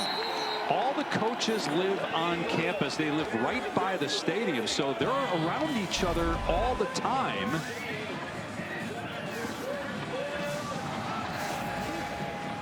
As you watch Udo with the big hole, it's not just what you get at other schools. There are some places like Stanford where you have, on-campus living for the coaches, but this is its own community. I mean, the only way to get in here is with a special pass. You can't just come to an Army game. Clearance. Yes, you have to get clearance. You can't just show up for an Army game. And you've got this row of houses where the assistant coaches all live next to each other. The head coach at Army has always lived in the same house. They have another house called the Beat Navy House that is sometimes home to great luminaries like former presidents that have come to visit West Point. It's remarkable, unlike anything I've ever seen. But we're going to have to step away here for a moment because we got an injured player, Paolo Gennarelli, the right guard, shaken up. Yes. We mentioned before the break, all the assistant coaches live next to one another. There's Cody Worley's home. Now, we got permission to show his home. He's not concerned with anybody getting in here to break into his house. No, there's an elementary school on campus. All the coaches' kids walk to school together, sometimes unaccompanied because the school is right by the homes there. And it's just a unique place on so many levels, and something every American, if you get an opportunity, should see. 100%. I think it was Cody Worley that told us over 1 million people come each year to tour it and check it out. It is well worth the visit here to West Point. Bryson Daly, 4 rushing touchdowns on the day. Udo gets the carry, gain of a couple. The winner of this game will not play in the college football playoff. But tomorrow we've got a number of games with spots on the line. Clemson, SMU in the ACC championship game. Who wins? I think it's going to be a fabulous game, but I like SMU. I think SMU's been the better team all throughout the course of the season. Since they've made that move to Kevin Jennings at quarterback, he has been excellent. By the way, he wasn't the starter when they lost to BYU early on in the season. I actually think the SMU defense is the better of the two defenses. Many people don't know about SMU, but Rhett Lashley's got it going. But you know Dabo's going to have his team ready to play tomorrow in Charlotte. Daly keeping it. And another first down. The day will start with Arizona State, Iowa State in the Big 12 championship. What a year for ASU and Kenny Dillingham, picked last preseason in the Big 12. And here they are, 1 win away from a spot in the college football playoff. Remarkable when you think about, we've been talking about Jeff Monken, the job he's done. Kenny Dillingham has been phenomenal this season, and what a turnaround. And you're getting in, and I think this is, before the season started, you can see how long of a shot both of these teams were. You can't get any worse than 16th out of 16, and Kenny Dillingham 1 win away from the Big 12 championship and a college football playoff spot, but kind of like Iowa State in that matchup tomorrow at Arlington. No, Bryson Daly just taking shots, but continues to hop to his feet. He's one of the toughest players we've seen at any position in college football this year. Unbelievable. I mean, he's taking shots in the option game, just putting his body on the line like he's done all season long. How about that block initially by Rendina? Oh, man, what was that? I couldn't tell. Was that spit that went flying? Either that or part of it, maybe part of the helmet decal. Wow. Some paint came off. Daly is, everybody got their branch detail on Wednesday night, and he's part of infantry. He's an engineer management major. Udo inside the 10, wrestled down, going to bring up 3rd down and short. And Bryson Daly is remarkable. The season he's having is phenomenal, and I agree with what you said earlier. I would advocate for him getting an invite to New York City. I do think Travis Hunter is going to be your Heisman Trophy winner with what he's done on both sides of the ball. But this offensive line, ladies and gentlemen, tonight, this is an excellent Tulane defensive line. The offensive line of Army has been sensational all year, sensational once again. I think they deserve to win the Joe Moore Award for best offensive line in college football. They've been that good all season, and it's been an exclamation point here tonight. And they're trying to get Daly to the first down marker. Going to be close at the 6-yard line. Again, Daly so far on the day with 26 carries just 2 passes. It is a first down. It's 1st and goal. It's the #1 rushing offense in college football. And, you know, this offensive line for Army, just one more note on them. For a while, they were undersized, right? They were smaller. 270, 265, 280, 4 to 5 or 300 pounds. They're athletic, they're tough, and they block a variety of schemes. And it's why this Army offense is able to have the success that it's had throughout this season. They won their final 4 games last year after a 2-6 start. You could see them building momentum as a team the end of last year. And they're on their way to an 11-1 record heading into Army-Navy next week.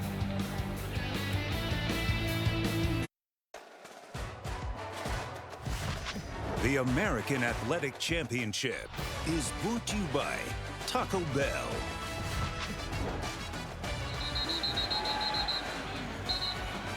You're seeing cadets celebrating.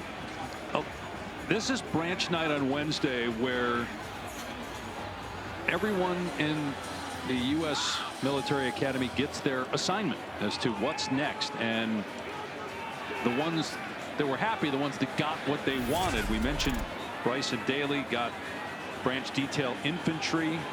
Max DiDomenico we spoke with as well. He wanted field artillery. He got that.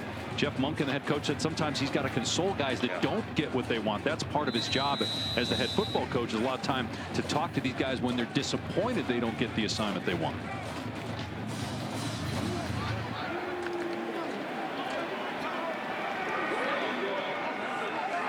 Played 15 of a 10-minute drive. They had a 14-minute drive earlier this season. Udo, and his knee was down. Did he get the ball across? He did. Touchdown, Army.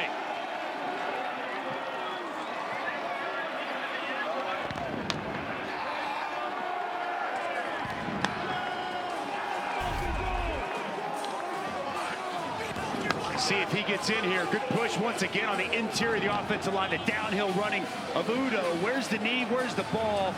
Knee. Oh, it's going to be, I think he's going to be just shy of this goal line, Dave. Yeah, it looks like it from that shot there.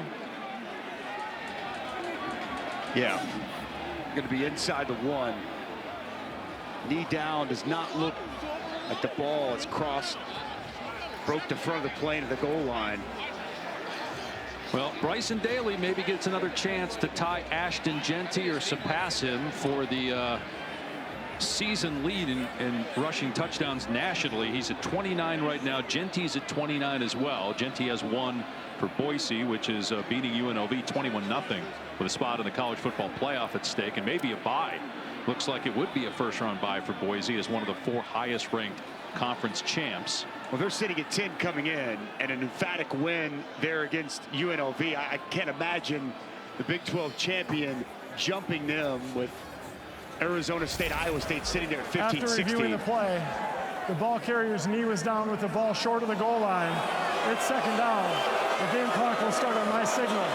So I agree with you. I think Boise State, with that win tonight, once they finish that off, I think that they're going to get a bye. And who knows, if Clemson beats SMU, it could be the 3 seed. Right. We're still a lot left to play, obviously, with so many championship games coming up tomorrow. And then Arizona State or Iowa State then would play on the road as a lower seeded team in the first round on campus. Again, the first round, the 4 games are all on campus. It will be just incredible. 2 weeks from tonight, it all begins right here on ESPN ABC. Does Bryson Daly call his own number, or is he going to share, spread the wealth, and let Udo find pay dirt? You know, Udo's the guy that nicknamed him Captain America, so maybe it's an appropriate nickname. Maybe he'll give it to Udo again. He does. Udo over the top. And that time, it counts. Touchdown, Army.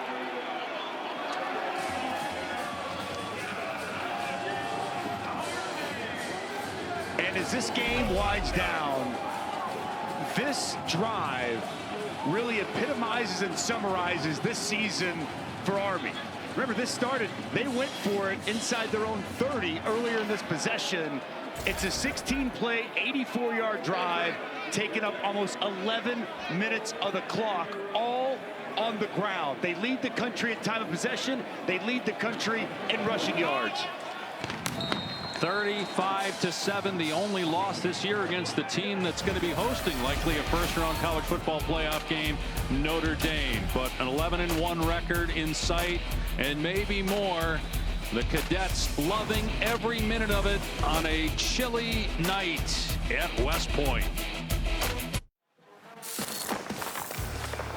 The All-State Playoff Predictor, college football playoff first-round matchups right now look like this. Of course, Arizona State playing Iowa State tomorrow. You got Georgia, Texas. They could flip-flop because the winner of that game gets the automatic bid as the SEC champ. Well, this thing could look completely different tomorrow based off the results that we're going to get. It's going to be fascinating to watch all these games unfold, and all these games are almost coin flips. I mean, Vegas is telling us, and a lot of these matchups, it's anybody's ball game. It's going to be an incredible Saturday, and then Sunday, obviously, we get ready for the final ranking show of the season, and we get that 12-team playoff set. Rayshawn Pleasant on the return.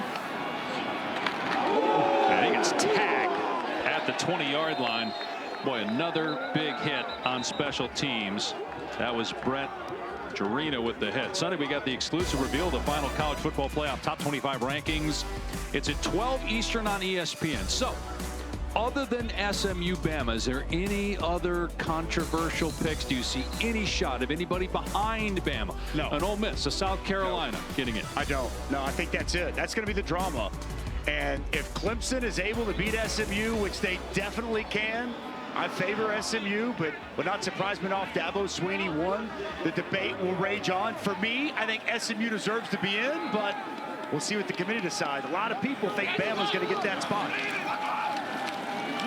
Mensa on first down has a completion out to the 35 to Mario Williams. A lot of people like yourself, Dave Pasch, think Alabama should be in. Yes, we discussed that's if SMU loses. I mean, if they win, then Alabama's going to get in anyway, and I don't think there's a debate at that point. Obviously, how that game goes factors in too.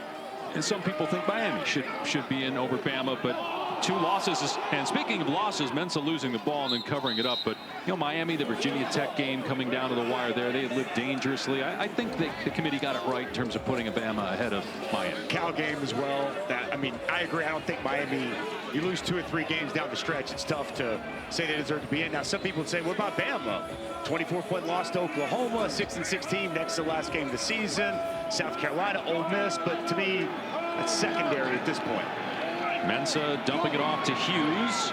As long as the language used by the committee is the best 12 teams, right, it's hard to not look at a team like Alabama with the talent and the strength of schedule and the win over Georgia. It's hard to say that they shouldn't be in. It's also hard for me to look at a team like SMU that goes into the ACC, goes undefeated, and since they made a switch at starting quarterback, they haven't lost a game, and their only loss was to a good BYU team that's ranked. So it's a fascinating debate, and it may not even matter because if they win, it's a moot point. Mensa's pass caught, and Brown down short, maybe by a half yard. It's only the second offensive possession of the half for Tulane. So here are the bubble teams. So you think Miami's done? I think Alabama of those teams is the only one with a real shot. I mean, I think that there's potentially one spot up for grabs, and that would be if Clemson loses to SMU, Alabama gets in.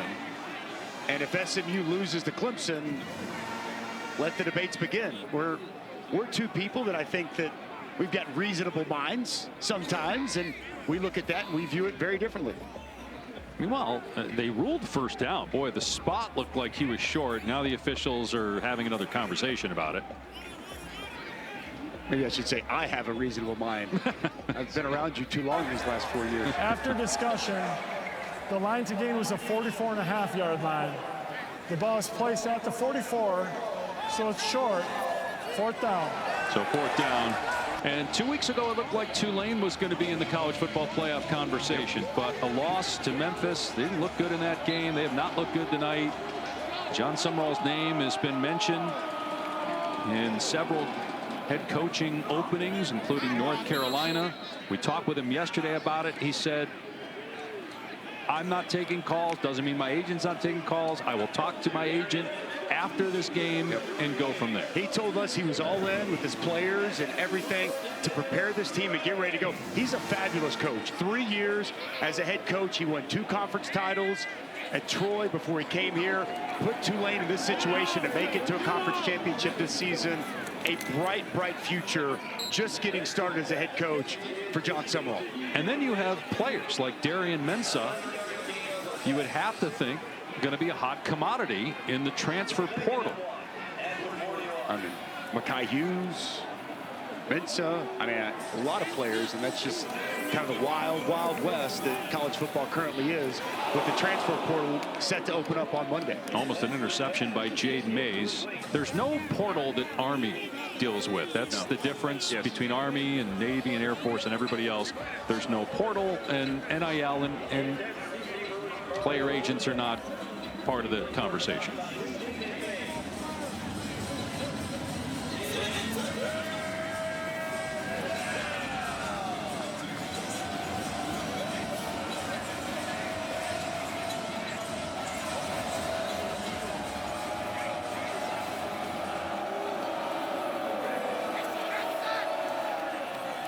Arnold Barnes getting the carry and a first down for Tulane. As we head into December, AAC on ESPN Plus is your exclusive home for more than 1,000 games and events, including 350 plus men's and women's basketball games. It's also the destination for all American championships, as well as the All Access Series that takes you inside the lives of the student athletes. If you're an AAC fan, sign up today, ESPNplus.com/AAC. As Mensah steps out of bounds again, doesn't throw it away. Got back maybe to the line of scrimmage. Good coverage down the field once again. Caleb Fortner just relentless percent to the quarterback, and he ushers Darian Mintz out of bounds. I mean, you feel a little for Tulane if John Summerall leaves, and we don't know that he's going to, but you know, they had Willie Fritz, who was a great coach. And yet, even with a new coach this year and a lot of new players, a new quarterback after Michael Pratt, who had been the guy for a long time, leaves, they still are playing for the conference championship for the 3rd straight year. Mensah throwing downfield and knocked away by Casey Larkin, incomplete, and that pass intended for Reggie Brown. Boy, Casey Larkin just flies around. Nice play by him. He should have been an all-conference player this year at safety for Army, but to your point, they had to replenish a lot, Dave. And John Summerall, they've run a lot of new players via the portal and had to address a lot of different things. And even told us the first 4 games was kind of like the NFL preseason, and they just kept getting better and better throughout the course of the season. And that kind of hit a brick wall last week against Memphis, and it's carried over here to tonight. But still an impressive year number 1 for John Summerall at Tulane.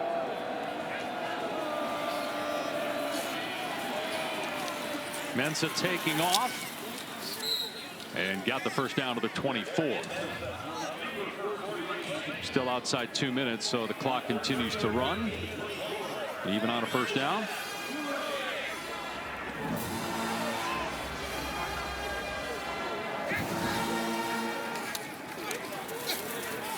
Mensah got a receiver in the end zone, but coming over to break it up again is Larkin, and he's upset with himself that he didn't get his 5th interception of the season. Mario Williams the target. Boy, and Darian Vincent never saw the safety Casey Larkin, and his eyes on the quarterback the whole way. Almost an interception, but it's a pass breakup, and the good football continues for Army. Money is tight, so we must make sacrifices. I gave up my bespoke shaving subscription. And I'll stop ordering everything that's trending on Instagram. And I will no longer agree to the add-ons at the oil change place. Just saving money. It's a 12 seed. We'll have to 7 Army leads here at West Point. No one happier about the score than all the cadets behind me. Now in the first row, you will see 36 of them dressed in costumes. Turns out there are 36 different groups amongst the cadets, and each one of them has a mascot, and so they're the ones leading the charges down here. 36 companies all have mascots, Dave. Who knew? It was great seeing him. I did not know that. And then you see him before the game, they all ran onto the field together, and you're like, is this really going on at Army? Just like that sword that guy had. Impressive. Mensah, oh, he gets hammered, and he still completes the pass to Mario Williams. Close to a first down. Caleb Fortner on a tight wrap. Big shot on Mensah as he delivers that pass. Just in front of the first down yardage.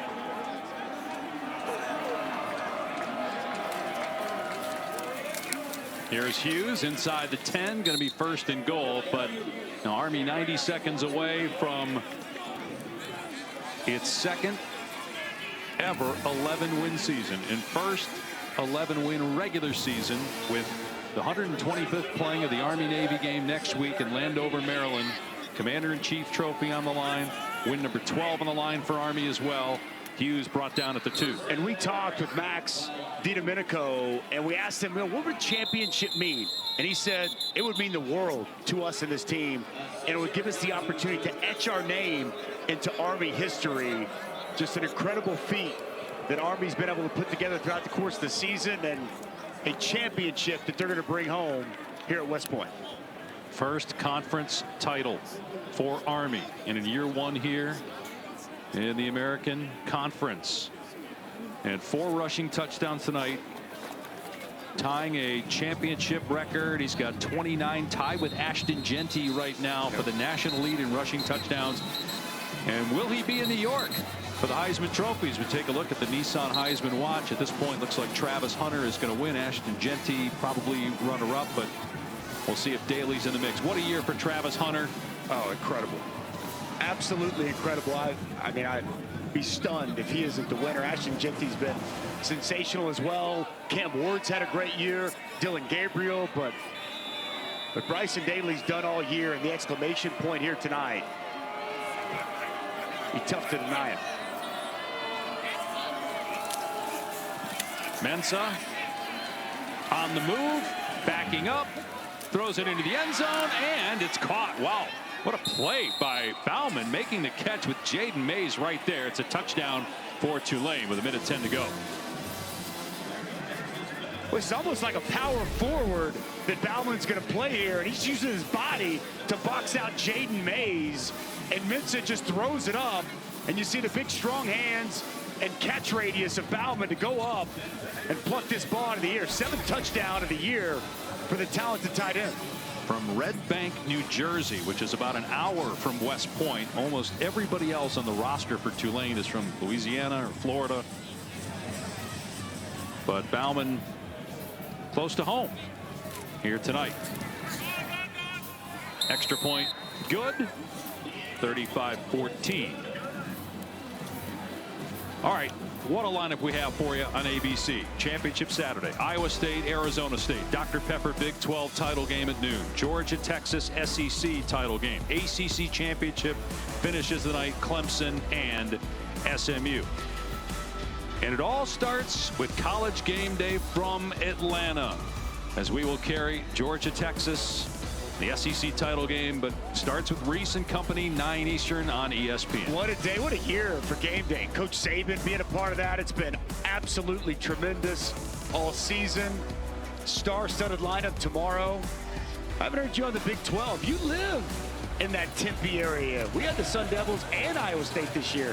Who do you like in that one? Arizona State. It's been just an incredible storybook year, and I think the Sun Devils finish it off with the win tomorrow, and they're in the playoff. Scadaboo's been great. Them losing Jordan Tyson can be tough to overcome. Tulane trying onside kick, recovered by Army, but it just doesn't seem to matter who goes down for Arizona State or who's not available, because they've overcome it all. Their quarterback missed a game. They did lose that game, but against Cincinnati, but still, here they are in the Big 12 title game. Remarkable season.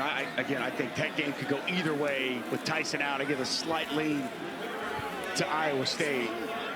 Boise State right now is still trying to lock up a victory over UNLV to punch their ticket. I know you think that Boise is going to get that bye. Look, I'm not saying necessarily I think that they should, but I think given the fact that they're at 10, UNLV is a top 20 team by the committee. I just don't see how Arizona State or Iowa State will be able to make up the ground. So one more knee for Army. You know what I'm saying? Like, this will be it. Just from a math perspective, it would be. Well, Ward Manuel's basically said where you are right now, there's not going to be a lot of movement, except for if obviously you're Clemson and you win your championship, you get in and you get the bye. Again, all more reason to be on the edge of your seat all day tomorrow and Sunday when it's selection time. What a great year it's been with the expansion of the playoff. More games have mattered, more teams have been relevant, and we're just getting started. Home playoff games coming, and what a championship victory here today at West Point for this Army football team. Really puts an exclamation point on one of the best seasons in program history.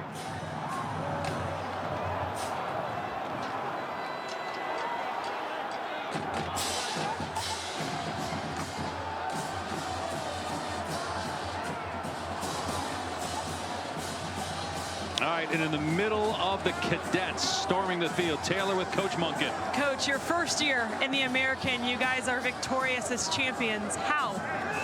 That's just grit and toughness and discipline and effort and brotherhood and love for each other. A team that was just desperate to win. And you know, I've been a part of a lot of games in my career, but there's not many times I've been as proud of a team as I am with this one tonight. They played a great football game. What makes you so proud? Just these guys. I mean, they're unbelievable. The toughness that they have, what they go through on a daily basis, what they have to overcome just to play this game every day. It's just awesome. They're well led. These seniors, our captains, just did a tremendous job this year. And now we got the biggest game of the year coming up next week. Coach, if a year ago at this point, someone would have told you this scene would be unfolding with all the cadets coming onto the field, your team celebrating a conference championship, what would you have thought? Well, I would have hoped they were right. So it's happening tonight. It's great for the Corps, great for our team. Coach, congratulations. Thanks a lot. Beat Thank Navy. you. Dave? And you heard at the end, Coach Monken say beat Navy, they'll get a chance next week. And if they do, that would be win number 12. What a year for Monken and the Knights. Yeah, that's the part that, you know, I said cap off one of the best seasons in program history. The best is yet to come next week with that matchup against Navy for the Commander-in-Chief trophy. Just to this point, year one in the American Conference, undefeated throughout the course of this season.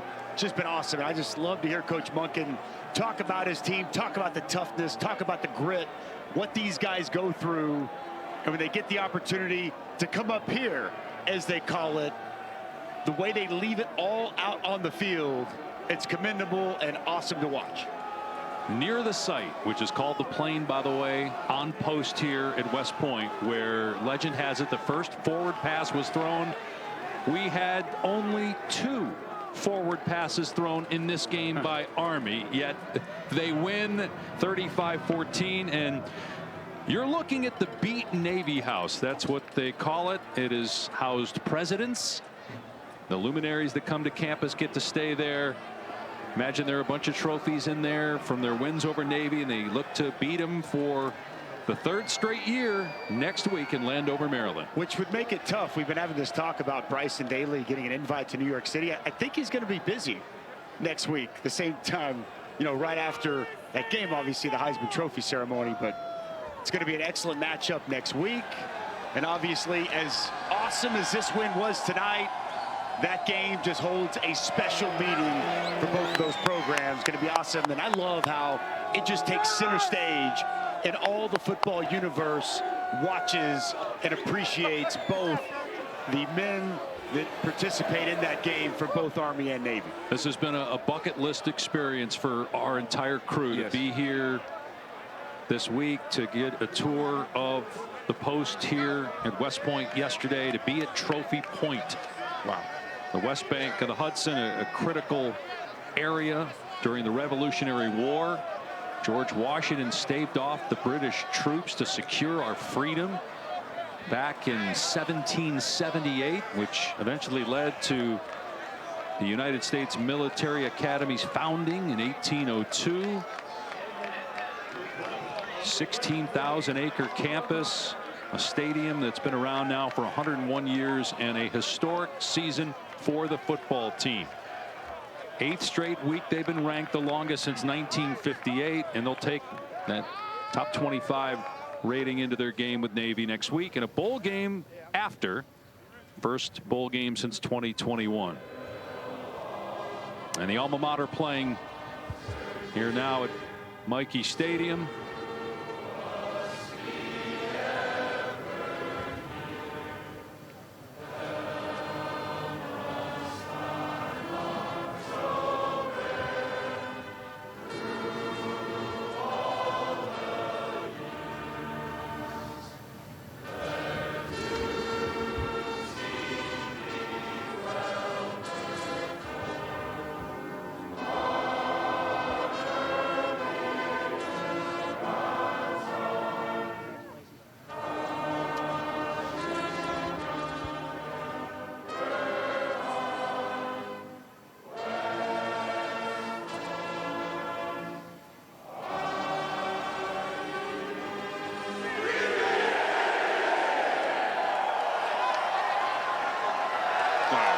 So cool to be here. Awesome. Be a part of that.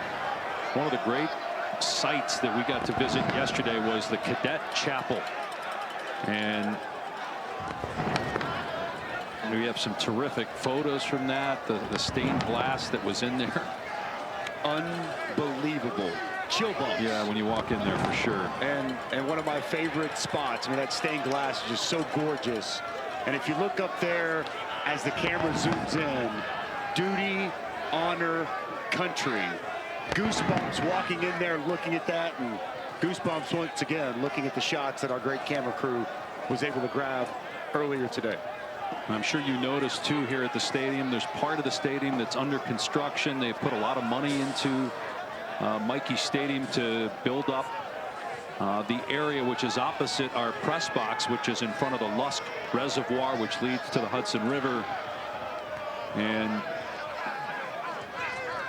there are certain parts of the stadium that cannot undergo construction because it's a national landmark. But there are some of the renderings of what's to come, and the East Stand upgrades slated to get finished in the summer of 2026, leading into another season. And I know Bryson Daly is done and on to more important things, defending our country after this season is over. But this program isn't going anywhere. They're going to be really good for years to come with the culture established by Jeff Monken. There is no question, Dave. Little hiccup, back-to-back 6-win seasons, and he told us that's uncharacteristic of what they built and what this program has become. And you touched on it in the broadcast.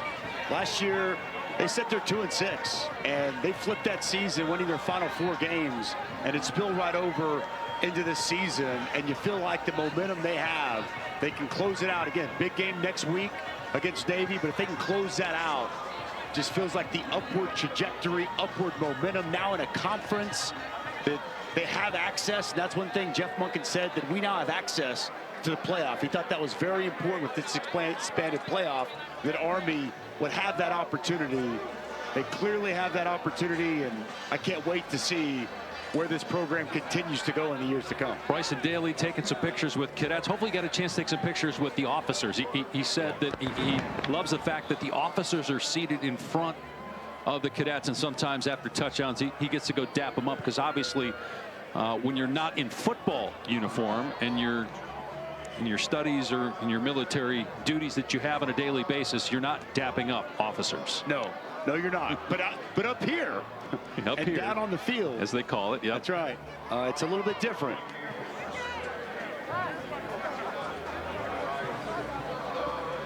And Bryson Daly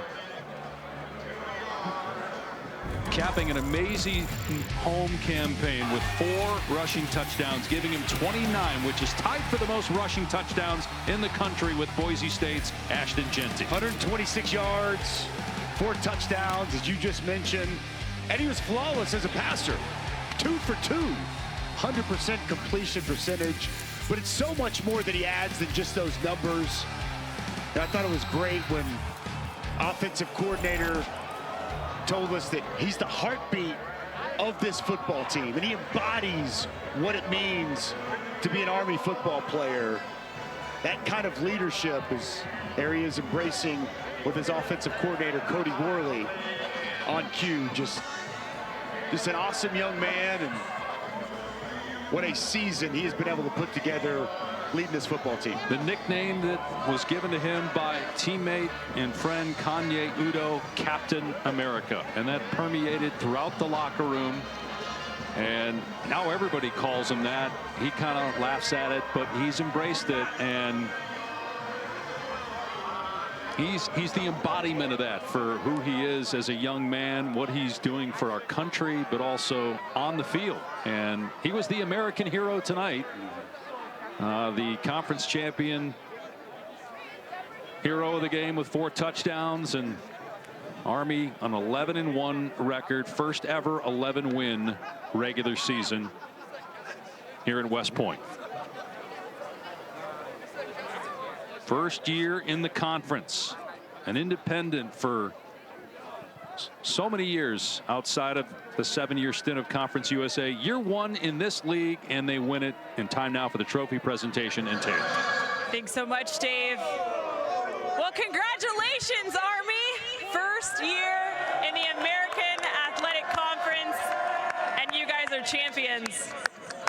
Thank you to everyone who is joining us, including our representing sponsor, the CEO of USAA, Wayne Peacock. Thanks so much for being here. Great to be here. And thanks to everyone else as well. I now want to turn my attention to the commissioner of the American Athletic Conference, Tim Pernetti, who does really the thing that everyone wants to do, which is hosting a trophy. Please present the hardware. I've been looking forward to this all year. I want to congratulate Tulane and Army on a terrific football season.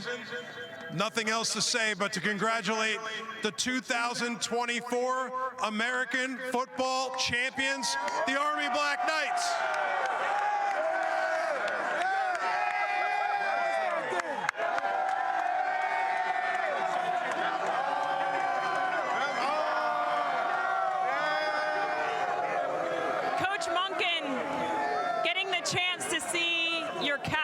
Hoist this trophy.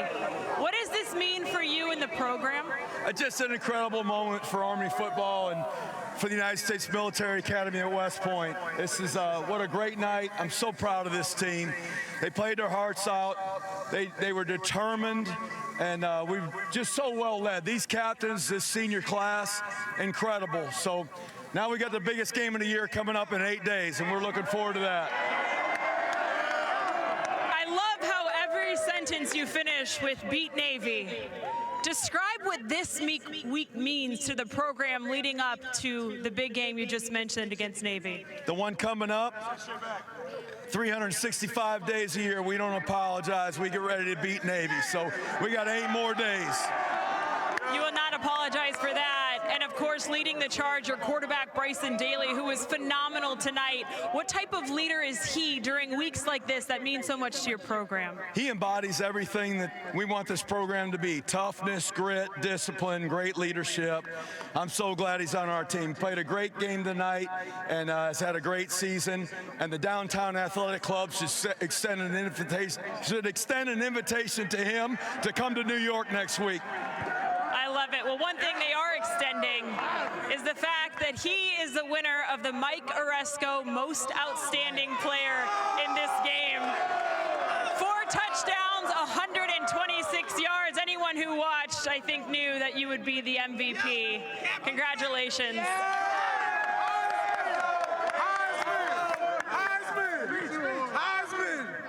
You talked with us yesterday about your journey and why you came to Army. When you think back to being a senior in high school, if somebody would have told you that you would enjoy this moment, what would you have thought? I wouldn't have believed them. Thank God I made that decision as a high schooler. I fell in love with this program when I came on a visit, just because of the guys in the locker room, and that stands true today. I love these guys, love this school, man. Beat Navy. What are you most proud of that this group has accomplished this season? Just guys staying together and not letting the previous week determine how the next week was going to go. Wins, losses, guys just stayed determined, focused on this week, And, you know, that showed in our play and the focus each week, and that's going to be true this next week. You said it, beat Navy. How would you describe what it means to play in that game as a member of this Army team? Yeah, you know, that's the game we look forward to all year. We talk about it in the off season. You know, it's why you come and play here. You get to play in an NFL stadium that's sold out with your brothers and fight with your biggest rivals. So we're excited and ready for the challenge. Well, congratulations to you guys and good luck this next week. But for now, enjoy the fact that you have just won the American. So congratulations to Army on being victorious in their first year in the American. You guys are champions. Enjoy it.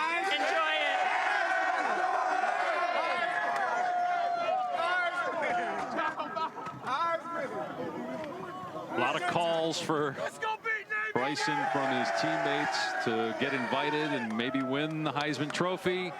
He has in his locker a list of personal goals, and there were some that when they saw that list going into the year thought, man, those are pretty lofty. Being the highest rated quarterback in college football, having 1,000 rushing yards and 1,000 passing yards, being an All-American Conference quarterback. Well, he won Player of the Year, and he exceeded those goals. I don't think he set his goals high enough because he blew those out of the water. What an amazing scene as you see this team celebrating, rejoicing this victory. This has been an incredible experience. This is an amazing and special place. I said earlier, and Jeff Monken said it yesterday, this is the Mecca of leadership in our country. They've got a phenomenal 16,000 acre facility, and they've got an incredible football program, and all that was on display for us the last couple of days and on display for the country here tonight. Congratulations to this program. 10-1 and looking to go 11-1 in the 125th Army-Navy game a week from tomorrow in Landover, Maryland. Final score tonight, Army beats Tulane 35-14. For Dusty Dvorak, Taylor McGregor, our entire outstanding ABC crew, Dave Pash saying so long from West Point.